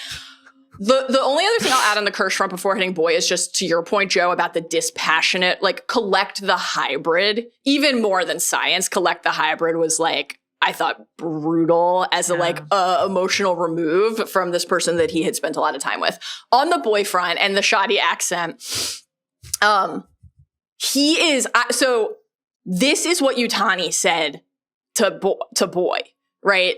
Like she was like during arbitration, or well, you know, I'll send you to bed without your supper. So I thought that was really notable. It's not like he's just, I'm going to be Tywin and make you feel like Joffrey. He's like, someone else made me feel that way. So I now need to turn that around and project that out into the world, which feels like a big insight to me into his character and like probably how he got to this point when he was a genius hotshot prodigy kid and adults were like, you're lesser. And he's like, actually, I have the creative power of a brilliant young mind. I'm going to send you to bed without your supper. We didn't get your take on full take on the arbitration scene. Did you feel like there were moments in that scene where Boy didn't feel like he had the upper hand, or does that not matter whether or not he felt like he didn't have the upper hand? And I think that actually makes this more of a damning insight into how he conducts his affairs. If he is so clearly already dominating, but then that wormed its way into his mind and he can't abide it. He has to put it back into the world as like a negative evil force against others. I thought the way that you two broke down that scene, which was like, 70% incredibly potent character insight and 30% foot stuff, was appropriate. So thank you for that. You're welcome. Again, it's right there in the text. live to serve. But I love that idea, though, of, kind of Boy's intrusive thoughts, whether it is the insecurity that comes from a comment like that and needing to repeat it or put it out in the world, or just this idea that we've been dancing around for episodes now of like, what is the shiny new thing that makes you forget about all the old things? And this to me felt like an extension of that too, of, oh, that's $6 billion. It's not my world-changing innovation. It's that was yesterday's news. We have all these aliens now. I'm obsessed with all these guys. I can't wait to make out with Eyeball Jockey in human form. He's not obsessed with all these guys. He's obsessed with one girl in all the world. One girl. Sorry, gender neutral guy. One girl in all the world. The flora fauna can go screw as far as he's concerned. I'm honestly, I really am worried we're not going to get a flora fauna escape, especially now that all the other species are moving out of the lab. I just don't even think I don't know if we're going to see flora fauna again. Let me soothe you. Because I had the same worry, and then I remembered that one of the flashes that we have seen in the flash forwards in the opening is some very bloody, I think, flora fauna. Spiky prongy thingies. Yeah. So I feel like that's promising. Yes, I thought so. I'm not a scientist. It's come up before. But spiky prongy things. Yeah. So I feel like that's a promise of a very violent flora fauna death still to come.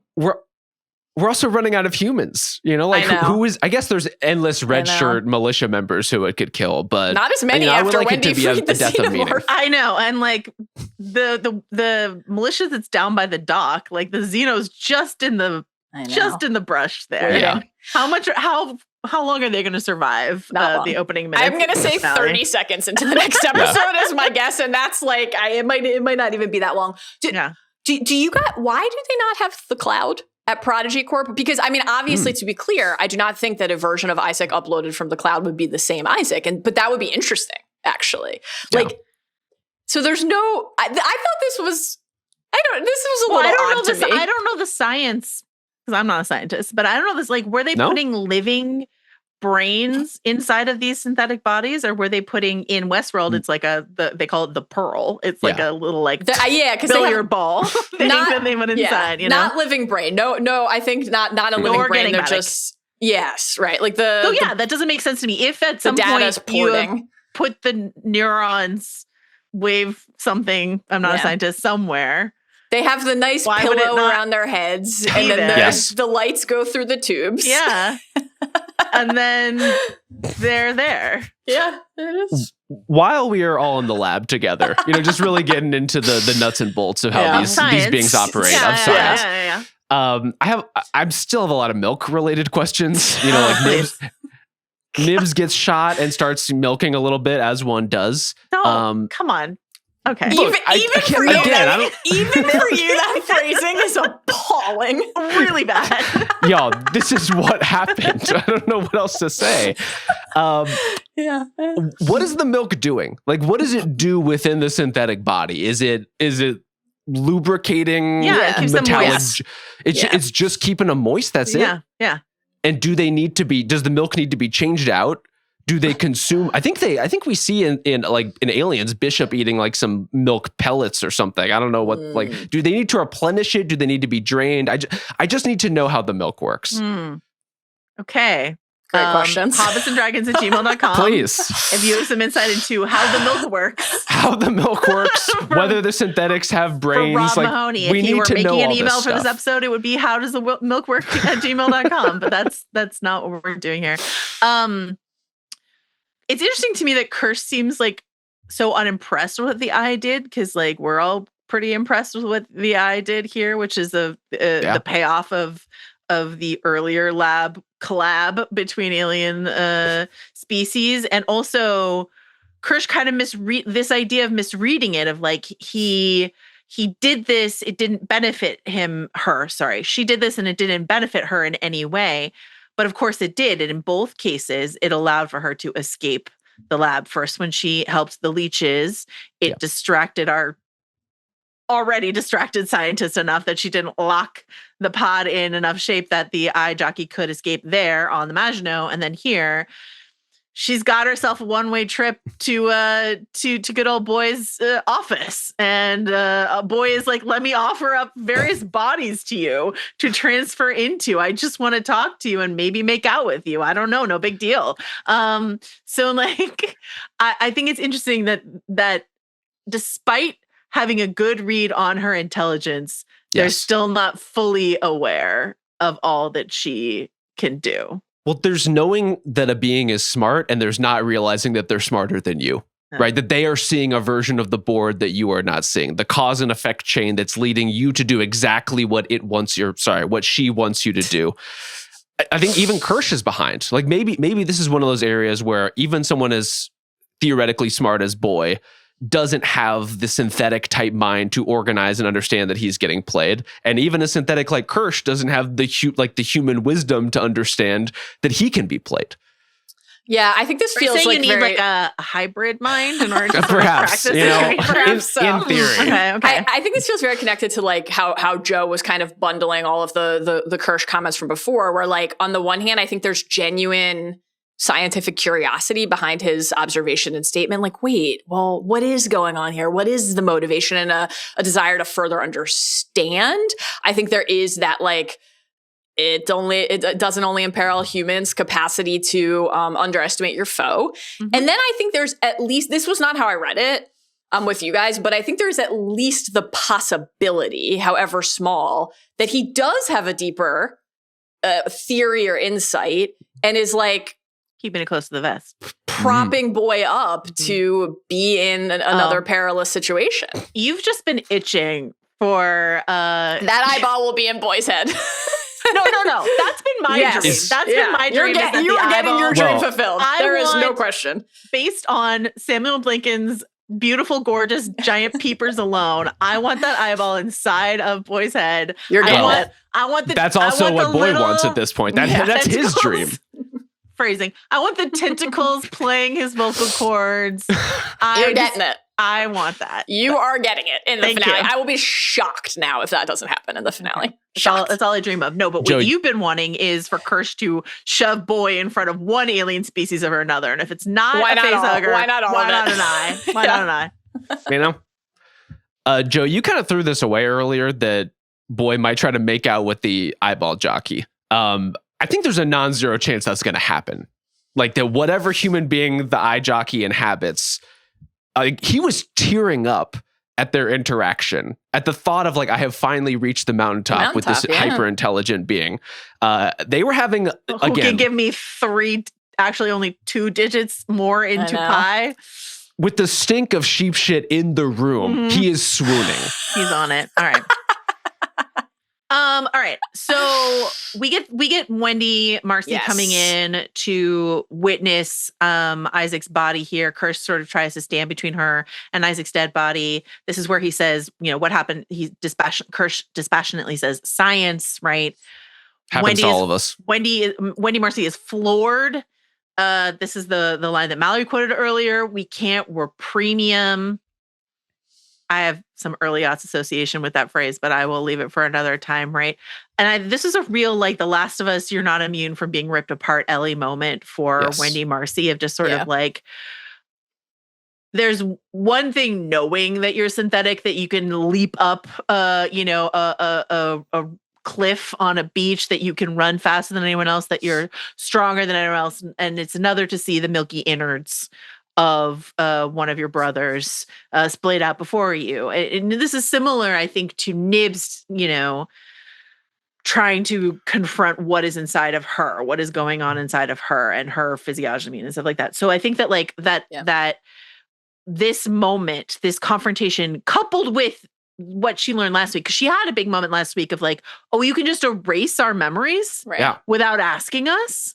Right. That's one thing. Seeing this sort of the viscera, the milky viscera of Isaac is another sort of Rubicon for her to cross, of just sort of like, I'm out of here. This is it for me. And I was thinking about, I just don't know why I get my hand slapped for milky viscera, or for saying milking, but milky viscera is above the pale. You invited it. You welcomed it. I'm just saying, look, we're all in the milk together. That's where I'm at with it. I've been waiting impatiently to cite this particular quote from Peter and Wendy. I was expecting it to come for Boy, our but per Mallory's earlier conversation, it's not a one-to-one comp on all these characters. So this moment of confronting your own mortality is a Peter Pan moment, a famous Peter Pan moment inside of the story. But this is a real Wendy moment, right? Peter was not quite like other boys, but he was afraid at last. A tremor ran through him like a shudder passing over the sea. But on the sea, one shudder follows another till there are hundreds of them, and Peter felt just the one. Next moment, he was standing erect on the rock again with that smile on his face and a drum beating within him. It was saying, to die will be an awfully big adventure. Now, that's, of course, not quite where Wendy lands here. She's not like, to die would be an awfully big adventure, but this idea of like thinking you're immortal and then confronting your immortal. Peter's not like other boys. Wendy's not like other girls, right? And she's just like, we're premium. We can't die like this. Oh, I can die like this. Okay, we got to go. Time to leave. And also, I'm going to go with my monster pal just a few steps behind me as I go. Yes. Mal, what are you thinking about Wendy Marcy's thought process in this moment? Fantastic passage that really further unlocks all of this, because I think it's a good reminder that point of clarity, the to die will be an awfully big adventure, to the well-organized mind, death is but the next great adventure, choose your tale, right? Like that is a place of clarity and acceptance that the characters have to work their way toward. We are at the beginning with Wendy, and the beginning is not just the beginning of this phase of her life and phase of her arc. It is rooted in the we're premium, the you're special, the you're chosen. The reason that you exist in the first place is because of the limit of the form that came before. We left that all behind. And so it's not just confronting the fact that like there is vulnerability, that there is susceptibility. It's confronting the lie. It's confronting the falsehood of the entire pursuit, which is then shattering. What do you have to hold on to understand the choices that you've made or that other people made for you if that is taken away from you? And I think like I love that you invoked Nibs, Joe, because this is something this season has done very well. We've talked about this in other contexts, showing us that the reactions or the relationships to something that is unfolding is different for each of the kids. So like Nibs's relationship to that is rooted in a very different place than Wendy's, but there's still an examination of looking inward, thinking about your mortality, refusing to accept it, etc. I thought that the fact that in hindsight now, the fact that Wendy was not in the room when when the kids are sitting there talking about all the ways they could still die was like really notable. That's a conversation Wendy interrupts. They're like, could we drown? Could we burn? Could we get trampled by a hippo? And then Wendy comes in and is like, we gotta go. But what does Wendy hear when they then go? It's that speech from Kirsh. You used to be food, that one, right? But in the animal kingdom, there's always someone bigger or smaller who would eat you alive if they had the chance. That's what it is to be an animal. You're born, you live, you die. He was saying that to Wendy as a way to establish for her that humanity is inferior and insignificant compared to what both of them are. But it's not just that Toodles died. It's that Toodles died in exactly that way. The fly made Toodles food. So they're still food. Wendy's like invitation to this new world is you're not food anymore. And then she has to stare the plain truth of it in the face. There's always someone else who can make that what you are again. Horrifying. And that's been the like core of the Alien franchise is like, we think we are the apex predator, and then not to invoke predator because that's a whole different other kettle of fish, but like we think we are the dominant, this is something that like Noah Hawley talked about, right? We are the dominant race, and then we encounter in this idea that like, and they were talking about this on the official podcast, this idea that like space exploration is sort of like this idea of manifest destiny, this idea of like, we are meant to go out and conquer further worlds, further lands, further worlds. And of course, when we get there and plant our flag, we will be the scariest motherfucker in the valley, right? Like we will be the ones to conquer. And then we meet something that bleeds acid. And it's like, and gestates inside of us. And it's just like, oh shit. So that is the role of the human inside of the Alien franchise is like, you are not it. You think you are and you are not. I really think that Prometheus, for all of its flaws, really encounters this the most intriguingly to me. To put that in another species, to put that in the synths, in the hybrid, is an interesting sort of step forward evolution of that idea, because you're superior to the humans, but you're still inferior to these bugs that we've taken from the stars and brought to our little rock. Yeah. And if there's no reboot and restore, then the stakes are there. That might actually be a wrap. You can't just be reloaded. Things matter because they end. I always say that. Okay, Rob Mahoney. I think the superiority to the humans is even up for debate, because like there are kind of two lessons here. There's everything that just happened with Isaac, and that is exactly what you guys laid out, the kind of evolving food chain that they themselves are still a part of. There's also the different food chain within Prodigy itself, kind of characterized through what we saw with Nibs, which is not necessarily one of like consumption and food, but like Nibs is a pawn on the board whose memories can be tampered with, who is still susceptible to everything that these human beings want. And so the idea of being in this superpowered body in which everything Wendy has seen firsthand to this point has been jumping off of cliffs and running at super speed and decapitating a xenomorph. Like, she has every reason to think that she is above all of this shit. And to then learn that not only can my body be melted by acid, but my brain can be tampered with at any time. I can be turned off. I can be tracked. I can be reprogrammed to be whatever they want me to be. Like, they are more than humans, but they're also less than, because they're controllable by human technology.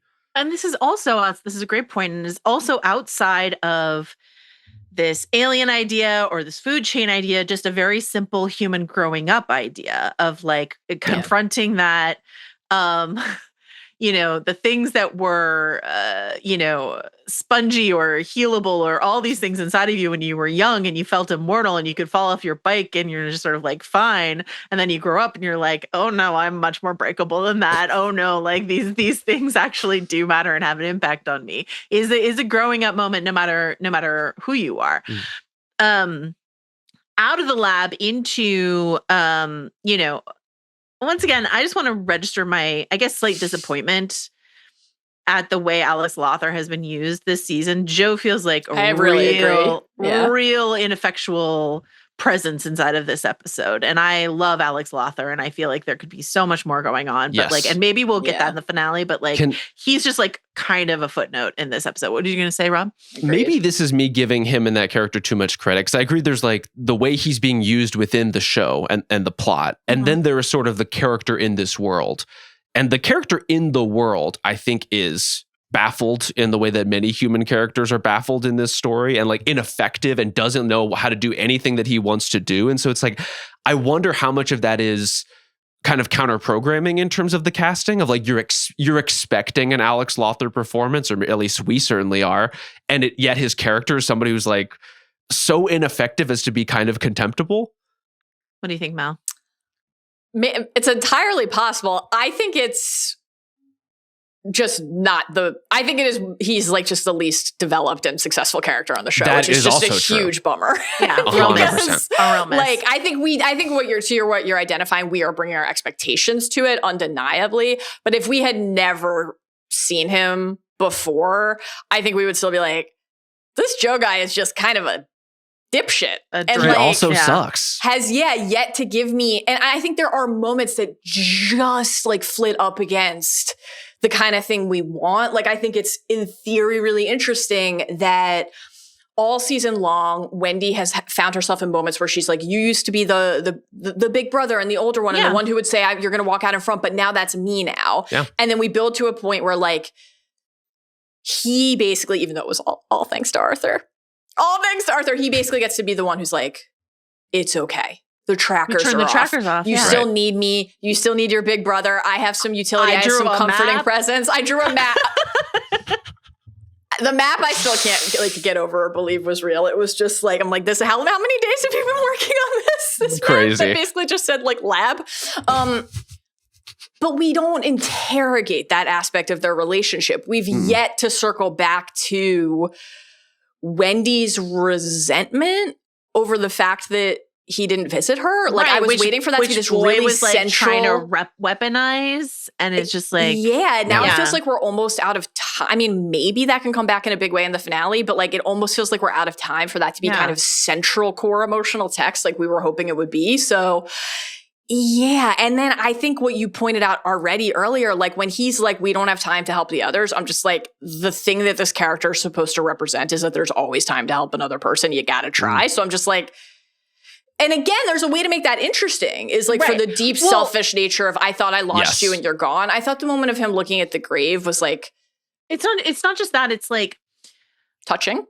Sorry. It's, I like this idea that the only hybrid he's able to identify as human is his sister. Right. And he can't identify the other ones as human. And she says, like, the way you think of me, that's how I think of them. Like, and it goes back to that conversation that he had with her where she was like, hey, these aliens in the cages, they didn't ask to be here. And he's like, they're hunters, they're the enemy, they're this. And she's like, not to them they aren't, or not this one it isn't. So like he's representing this point of this regressive point of view. Yeah. And that's fine to have that no, I mean. How much is a pro-Xenos or people to agenda regressive? Not regressive, but just I think he's very right about that, I think. But like this, well, I don't know. I agree with Joe here because I had that same response last episode where I'm like, this is a character who I think is best used in the show to actually have empathy toward other people, even if they're not people. Creatures. And if you're going to warp that and say then the myopia is so full, it's only rooted in his personal loss and his personal guilt, that's an interesting story choice, but needs to be more deftly defined. Explored. Yeah. I think if you were... Oh, go ahead, Joe. Sorry. No, you go ahead. I think if you were going to have him as like an empathy source for the show, you need to not have him in contact with the xenomorph out in the world at the beginning where he is seeing the mayhem and being chased. Like if he was kind of approaching it from a more abstract perspective of like, oh, look at this cute little critter who you're raising and talking to. Like maybe he could understand it. Honestly, was he, what was slightly trying to feed the face hugger? We never really considered that. Well, I mean, that's then I would have loved for him to say that of like, it hunted me or it took me, you know what I mean? True. It's true. Remember me and it took me and you had to come rescue me and decapitate it. You know what I mean? Yep. Like, remember this thing that happened just a couple episodes ago.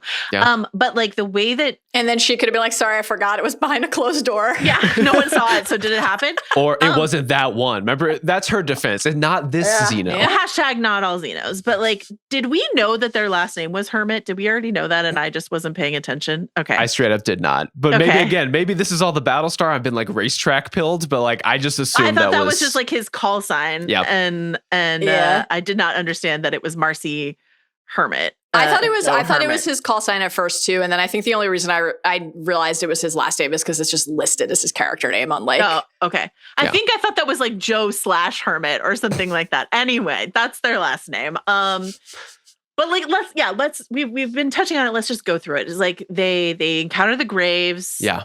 Yeah. They have this interesting conversation. Actually, before we do that, I do want to go back to Nibs because this Nibs conversation when we encounter her and she's with Curly, who's bootlicking to the very last, is just sort of like they have her best interest in heart.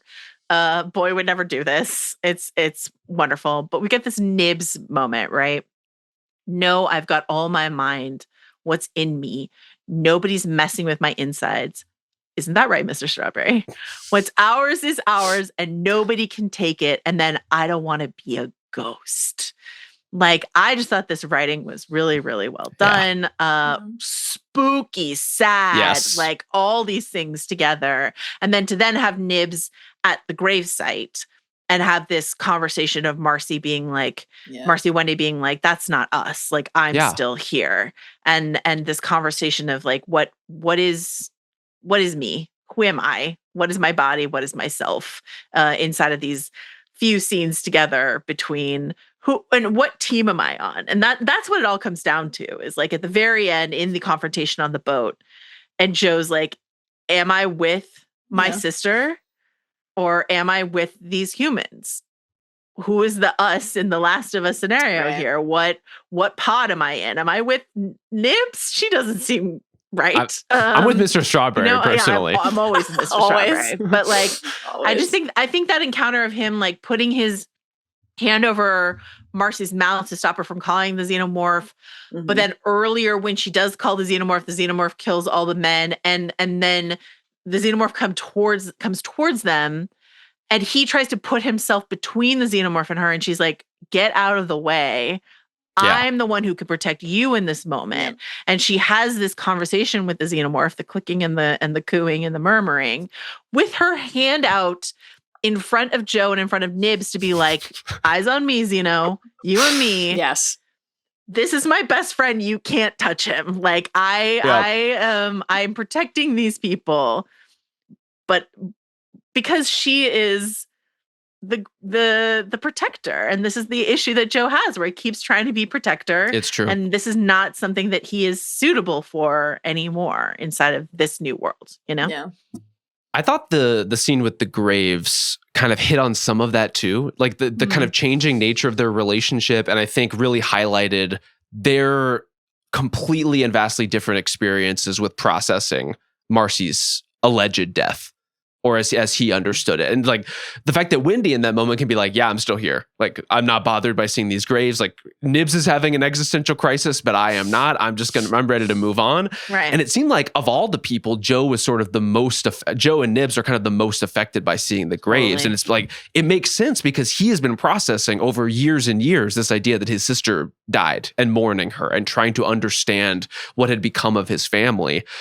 And to Wendy / Marcy, like, she's just always been here. This has just been a part of her life. And then poor Nibs, who I agree the writing is so sharp in terms of her dialogue in this episode, like very River Tam and Firefly to me in terms of like somebody whose brain has been tampered with, and kind of like how, if you were in that position, could you ever trust anything you experience ever again? How could you think that, oh, that wasn't a planted memory that I have? How could you think that there isn't something missing from everything that I thought was complete? Like, her situation feels the most tragic, honestly, of any character on this show. Mallory, what do you want to say? I thought the grave scene was a really nice touch as well, because on the one hand, I'm kind of like, I'm honestly shocked that these are even here. Yeah. Right. But then also it's like, it's not like they're being cared for intended to. Like, Joe has to remove all of the twigs and the detritus that has settled on what should be like a maintained space. I thought that Joe saying, Hermit saying, you let it out, was, you know, he's on the one hand like, okay, and that graves could be another lie, frankly. Like, we know they're not, but from his perspective, it's not like it's ultimate definitive proof, but it's closure of a certain sort, right? It's like a bridge to something that, per the test that Adam set him, like, he is validating their premise, which is, I believe this is my sister. Right. And frankly, the fact that, you know, he doesn't give a shit about the other hybrids doesn't diminish the fact that it in some ways heightens the fact that he's like, a person I knew is recognizable here, so they're more worthwhile to me. Then he has to confront, wait, I don't know who you are anymore. And the choices that you're making and the things you're able to do are beyond me. So on the one hand, there's the protective instinct. Joe, you put toothless, you put a gif of Hiccup and Toothless in our notes. I had written in my notes, very Harry Buckbeak / Eamon Vagar. Like, undeniably, it's giving that energy, right? Where there is a transcendent kind of like, whether it's scientific or magical bond between two beings that other people cannot access or understand. The fact that Wendy is able to say, not only let's have a little chat, but I am going to protect other people. Right. They are in my halo of safety. Mm-hmm. And Hermit is not just like, cool, we're good now. He's like, wait, the fact that you can do that is like unholy to me. Yeah. It is forcing me to confront the fact that you're not that body in the grave. You're a thing I don't understand. But even if you are the mind and the heart and the soul of my sister, you have become, that part of you has become something that morally I can't wrap my eye. You know, like we watch the xenomorph out of the cage just murder so many people. So many.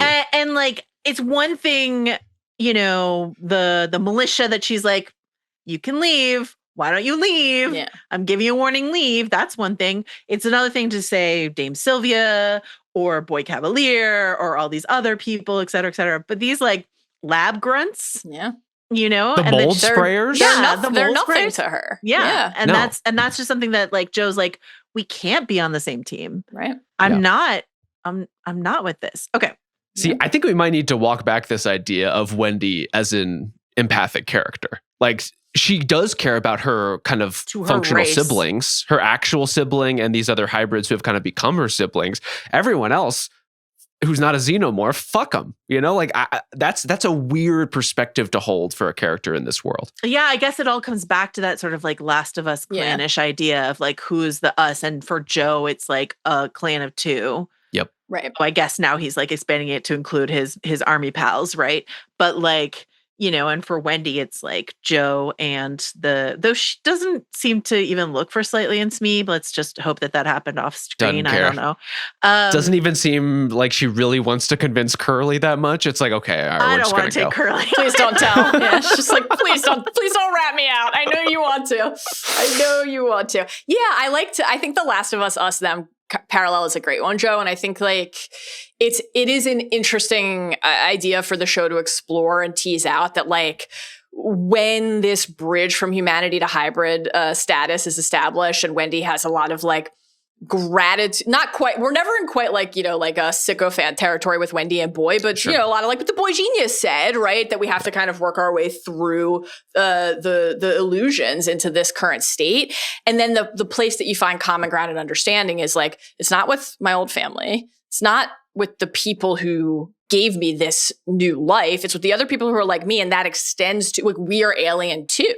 Right. And so this idea that I think when the show starts, viewers are inclined to say the hybrids and the aliens will be opposed because they are the strongest forces. And the idea that they would be aligned as like the othered groups is, I think, a compelling turn in the story. Bad news for Boy. All right. Let's go now to Secret Synth Corner with Joanna Robinson. Wherein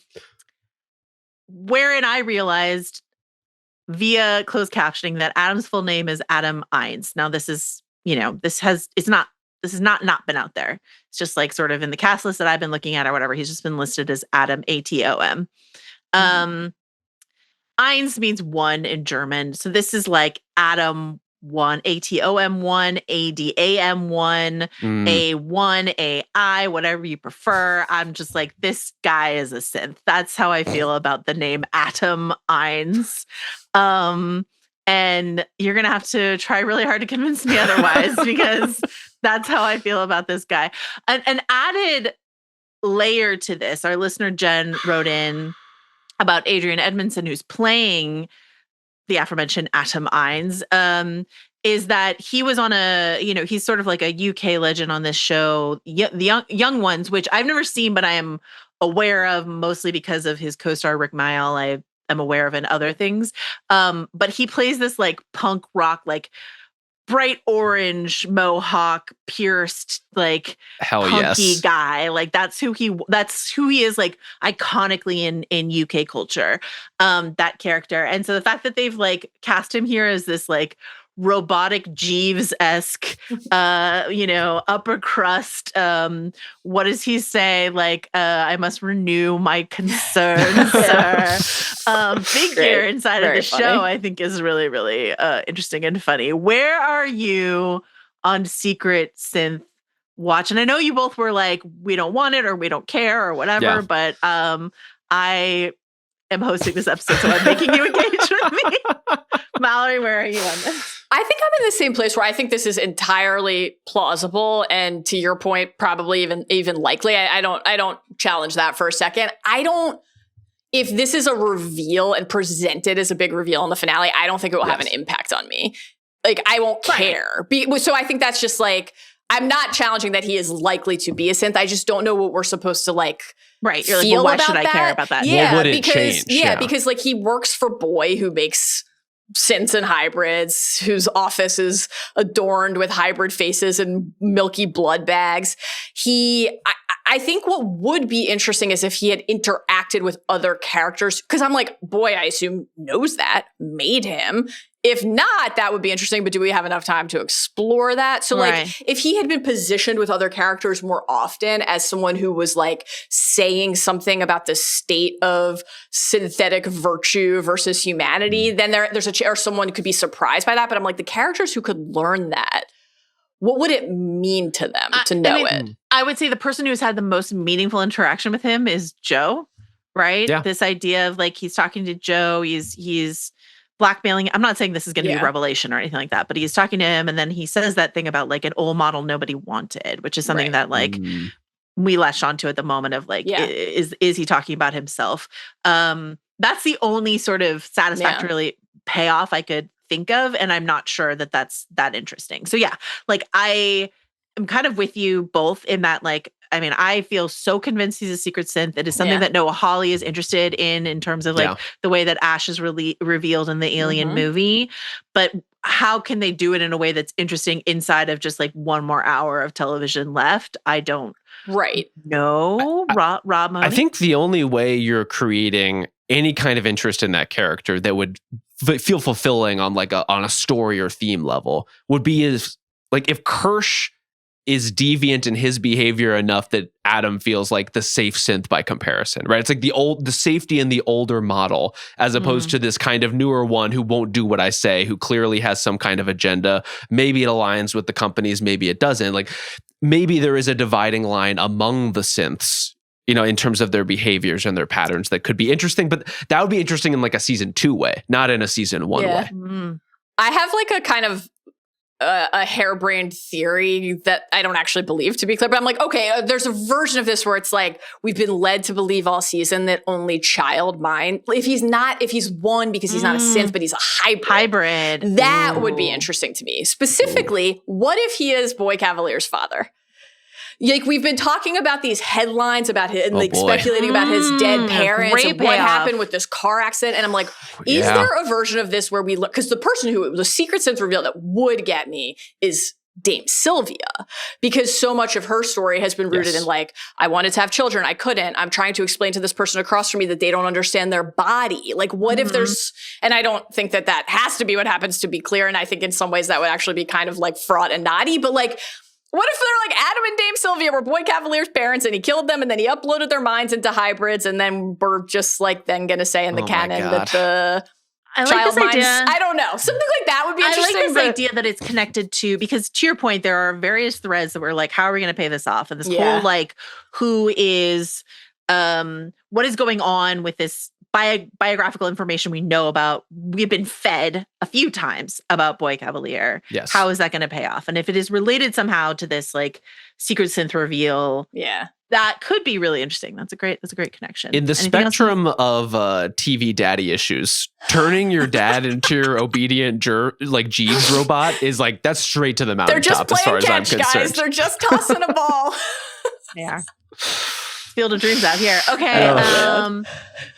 Anything else we want to say about this eye jockey and boy moment of connection and mathematics and cheap shit that happens here? I want to say the menacing clip clop. I just love this sheep so much. It's great. Character design, the malevolent cast of the face, the clip clop of the hooves as it goes forward, Very the upsetting. bleeding, which again, the bleating that like really feels to me like a step towards I can talk now. Oh yeah. Yes. And Boy, I like, think Boy is like clearly thinking the same, right? He's like, put it in a body so that I can have that conversation atop the mountain. Joe, did this feel to you like the shitting? First of all, I will say, I thought this was an iconic scene and one of the highlights of the season, just genuinely great. I do wish, to your point about the actual digits in pi, that we had just had, like, whether it's clopping the hoof or something else, do the 9 and then do the 2. I think if the deuce is actually in the right spot for number 2, it's even better, but still very good. Do you think, Joe, that this is further evidence or even proof that that is a living body still? That the eye jockey has not killed that sheep, but rather is like, do you shit when you're dead? You shit as you die. They it's never been eating straw. Bobby Baratheon taught us. They never tell you how they shit themselves, right? Because Hawley said that really interesting thing to us in the interview where he was like, "Is it irreversible? Can you pull the can you pull the eye back out and that thing is still alive?" I don't know. Bodily functions seem to be intact. Do zombies take dumps? It's the Phil K. Dick follow-up that we've been. Do zombies take office dumps? hobbitsanddragons@gmail.com. Let us know. Do androids dream of electric sheep? And do zombie sheep take dumps? I would watch. One for the philosophers, you know. Rob Mahoney, what do you want to say about this love connection we're seeing between your best friend, the eye jockey, and Boy Cavalier? I'm charmed by it, but as somebody who has the eye jockey's best interest at heart, I'm concerned about her getting looped up with a guy like Boy. But you love yearning. You don't love the yearn that's happening here for Boy Cavalier. The yearn feels one-sided. Boy is yearning for sure. Downright eye jockey is shitting on the floor. So she's negging. She's negging and it's working. She's definitely negging. He's into it. Don't kink shame. If that's where the finale is going, I don't want any part of it. I gotta say. This is what our listener Andrew had to say about Eyeball Jockey, and it's really an all-time House of R moment, I think. Andrew says, "I love the Eyeball Jockey more than any character I've loved since Sansa Stark. And as I was thinking about why these characters resonate with me, I realized it is because they are the same." Oh my God. Initially seems like she just wants to find a partner to call home, a fleshy eye socket or Joffrey, is captured and becomes a silent, cunning observer of her captors. Acts as heroic backup during her friends' battles, Blood Slug versus Scientist, Jon in Battle of the Bastards, watches with a chilling remove as her enemies are ripped apart by dangerous animals, Toodles, Ramsay, unafraid to immediately confront Big Bad, even though physically outmatched, Xenomorph Dany, will eventually rise to her rightful place as a queen of the realm. So, wow. Thank you so much for that incredible on-brand email, Andrew. And I think we should all be prepared to bend the knee for Queen Eye Jockey. Yeah. Long may she reign. I'm pretty excited. Queen of the North. Queen of the North. I can see the werewood leaves stitched into her coronation outfit now, Joe. A lot of symbolism. I can, whether it's Boy or another character saying like they're loyal beasts, I can fucking hear Eyeball Jockey saying now they're starving. Yeah. I'm in. You're in. This is the one character who, if Eyeball Jockey died, I would be the most devastated. Like if season one ends, these are your two favorites, Boy and I. Like they're not both making it out. Let two be. They might be both making out though. Again, this is what Boy wants. This is what he wants. It's Eye Boy, oh my God. Eye Cavalier. It's like, what's their couple name? I don't know, but they're going to be in one body. I'm really excited. Incredible. It will be horrifying, and I can't wait. Okay, Morrow versus Kirsh, the rematch. Yeah. The Prodigy unit just captures the chest burster like NBD. No big deal. This is menace. Come on. People across many films and franchises, and they're just like one tossed net out on the island, and they've got the chest burster in that aforementioned Weekender containment unit.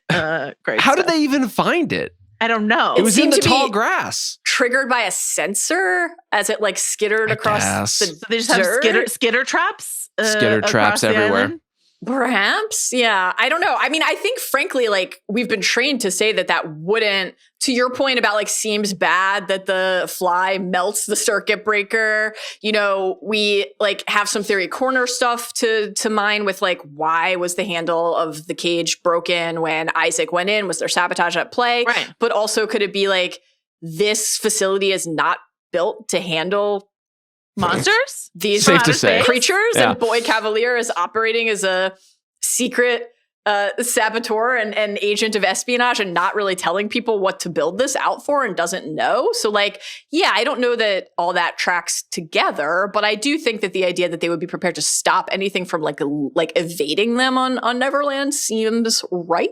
Though I don't know, there was like the kind of like lost Beechcrafty yellow machinery that it was like overrun with mines. They passed like it. Yeah, it was really covered and rusted out and made me think like how much of this property is actively being maintained. So that's kind of in conflict too with the idea that like the sensors would be functional everywhere. If they just have like motion sensors, the tracking is off on the synths, but they have motion sensors everywhere, and they're like, something is skidding around much faster than the usual critters on this island. Let's throw a net over it, like perhaps. Anyway, Kirsh has the upper hand. Morrow busts in, is like, I got this, and then is quickly surrounded. Kirsh is like, it's sass o'clock. Here we go. Drop your weapons. Nobody likes a sore loser. Finders keepers. All of this shit from Kirsh. So good. Morrow says this isn't over. And I should hope not, because it's very anticlimactic if it is. Do you think we get one more Morrow v. Kirsh confrontation? Okay, Mallory looks 100%. concerned that we won't. No, Rob this was is what I was. we will. This was what I was asking about earlier. Like, Are we fucking done hope so. with I hope Morrow? we're We not will. done. I hope we get Right. another. But I do have a tiny worry that they're like, let's save it for season 2. Mm. Oh, I guess that's always a possibility. But like, this was ultimately such a big blunder from Morrow I know. of just like showing up and expecting that like he himself is With, like, enough of a 10 machine to guys? know that he could have been eavesdropped on, that his whole plan could have Right. been foiled. Like, why wouldn't he think that this could be a possibility, that everything he was doing was being observed? I think he's smarter Yeah. than that, and yet he walked into this trap. That's the thing that's happening in real time on this show. But I don't think that character is so small within this world that he's just going to like go to the brig and be done with it. I hope not. I agree. That's it. Following Let us up, have one more Kirsh Morrow confrontation before all We is need said it. and done. and crank the bitchiness up to 10. Like we just Please. need it full, Keep it full there. Go to volume, 11. full speed. Okay. But a lot of stuff has Break to the happen. dial. There's like everything with Wendy and Joe and the xenomorph that she could communicate with. Like, you know, with Eyeball Jockey and Boy, like he's like, I know just where to put it. Like I know which human form Ominous to cut use. to Joe. Sorry. Who Immediate. knows just what to what now? This is going to be quite a finale, y'all. Oh man. Very easy to imagine Boy Cavalier trying to put Eyeball Jockey in a person so that the vocal cords can activate, delight Joe briefly. They can have the conversation on the mountaintop, and then Eyeball Jockey's like, that cranial cavity looks better instead. That's a wrap on Boy. How much time is there for whatever has to happen next with Morrow and Kirsh? There's only one episode left, but there has to be another beat. There has to be. Yeah. I think so. All right. Let's just wrap up this Wendy, Marcy, Xenomorph, Nibs at the dock. We've already talked about some of this, but I just want to say, first of all, I've already mentioned it. I just need to mention it again. The Nibs growling, give it all to me. Big fan of it. Oh, yeah.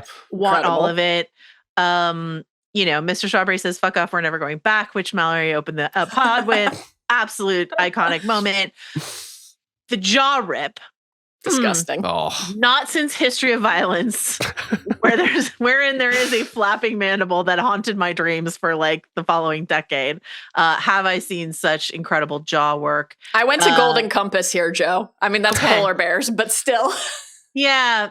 It's a great call. This was an incredible Nibs moment.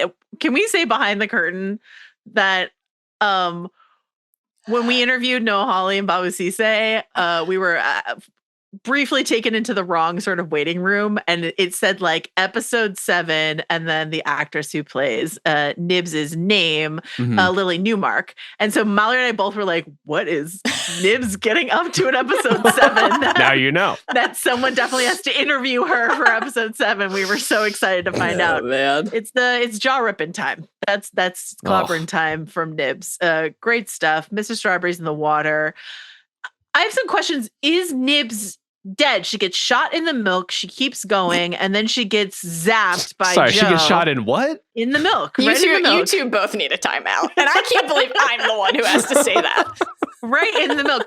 I know I talk about Westworld a lot, and it's not necessarily everyone's touch point, but there's this great moment in Westworld, which is a nod to Aliens, where one of these various evil or malfunctioning hosts have been chugging milk. It's a thing that they do. And so at one point, one of them chugging milk gets shot all thing, and then all the milk comes out of his bullet holes inside of the scenario in Westworld. Great stuff. That's what I was thinking about when Nibs was, to use Rob's term, milking. And then she gets zapped. Yeah. Yes. And all that wet milk plus the electricity can't be good. Right. No. Fried some circuits. She's fried. Yeah. She's frothing on the ground. Wendy, Marcy, what did you do? What did you do? A real great like cliffhanger, Xeno POV from the bush, like part 1 of part 2 moment. Is Nibs dead? Is this it? Is it curtains for Nibs? It better not be. Have we mastered reboot and restore in the last couple hours? How are we feeling?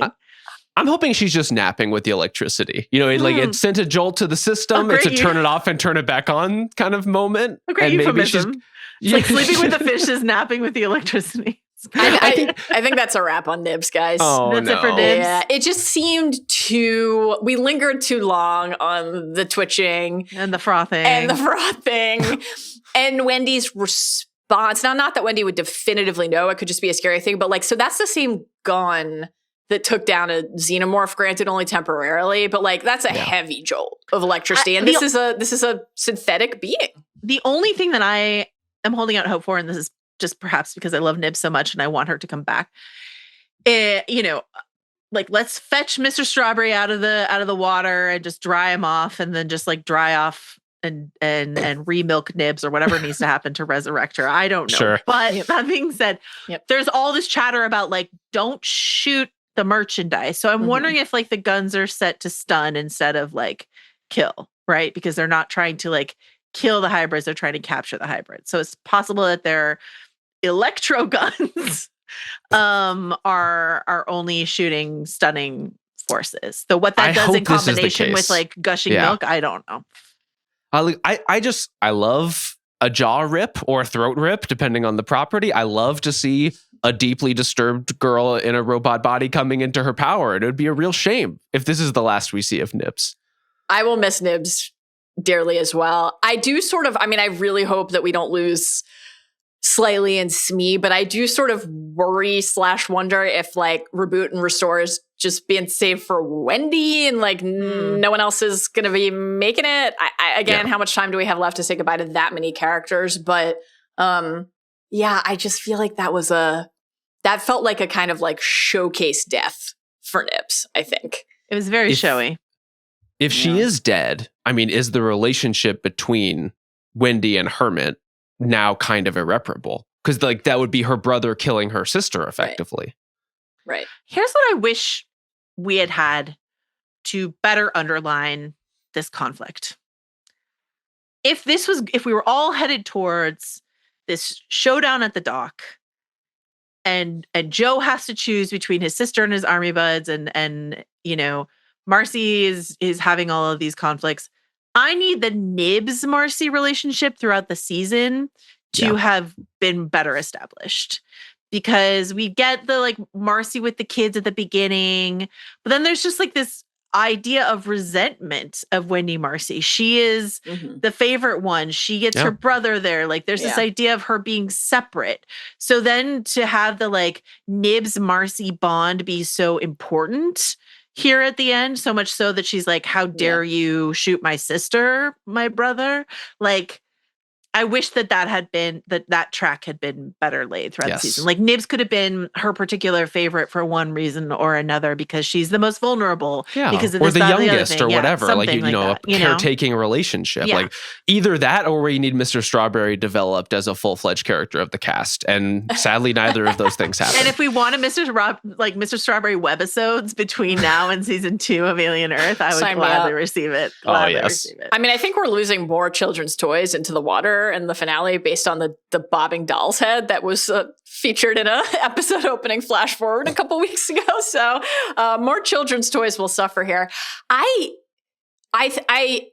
agree, Joe. I think that the one thing I could talk myself into is that like the fact that maybe they didn't have that closeness, it helps to maybe like amplify Wendy's series of epiphanies, right? It's like, it's not like this, I'm doing this because I really cared about this person that deeply. It's like I have no choice but to confront the way that we have been used and that this is not a place that we are safe.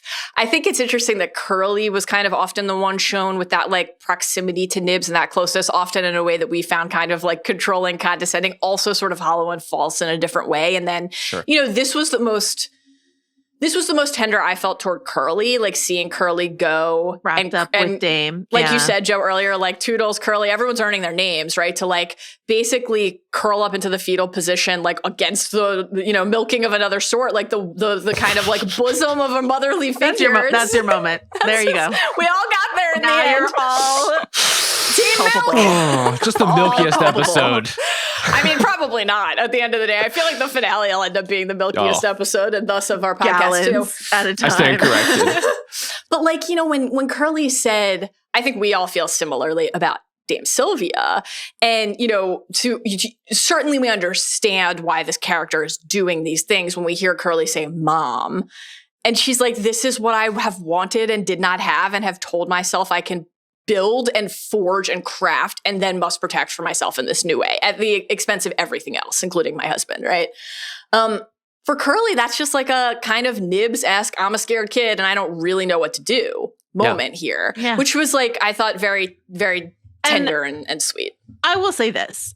When Wendy's like, Curly, you have to promise you won't tell. Yeah. And she's like, okay. I was like, that bitch is narking immediately. And she did it. As far as we've seen so far. Some conflict. Yeah. She hasn't had to hold the secret in front of Boy yet, which is much more dangerous. But I was just like, this narc is going to tell on you right away. And she doesn't. She's just scared and upset. Are we positive that she didn't?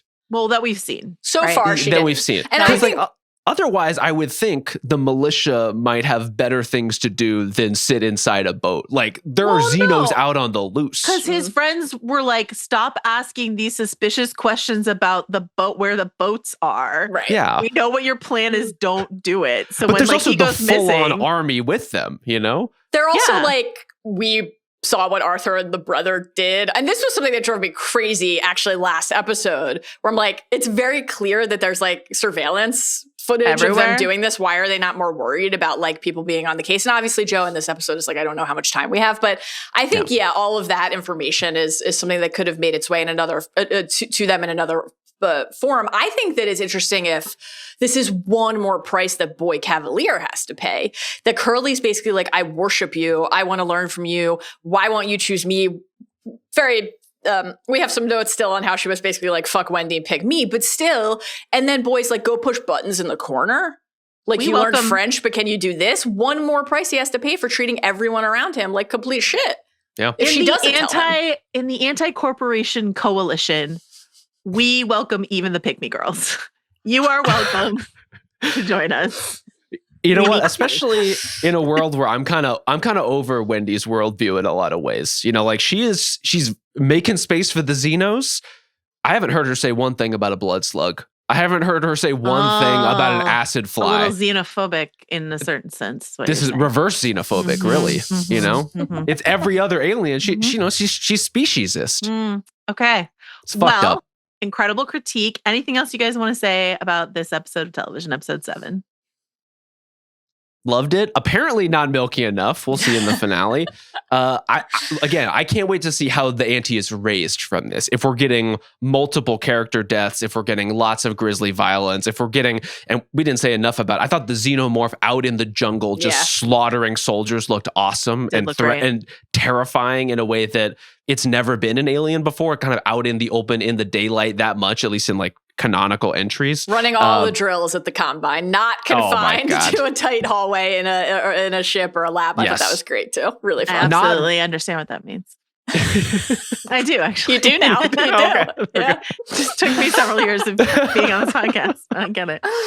Oh, man. All right. Well, then, pack your Lactaid for the milk extravaganza that is the Alien Earth finale that we'll be back with next week. Before that, of course, you will have the pleasure of listening to Mallory Rubin talk to James Gunn about Peacemaker season 2 on this feed. We're so thrilled and honored to have that. We are thrilled and honored to have Mallory Rubin over on the Prestige TV feed to talk about Battlestar Galactica. Hell yes. We are doing actually later today, but we'll be up later in the week. And thank you to everyone involved today. Thank you to Arjuna Ramgopowell for everything. Thank you to Carlos Chiriboga. Thank you to John Richter. Thank you to Rob Mahoney, Mallory Rubin, and of course, for the clipping the incredible social media moments that have just captured your hearts, Jomi Adeniran. We thank you all. We'll be back next week, but also later this week on this feed. Bye.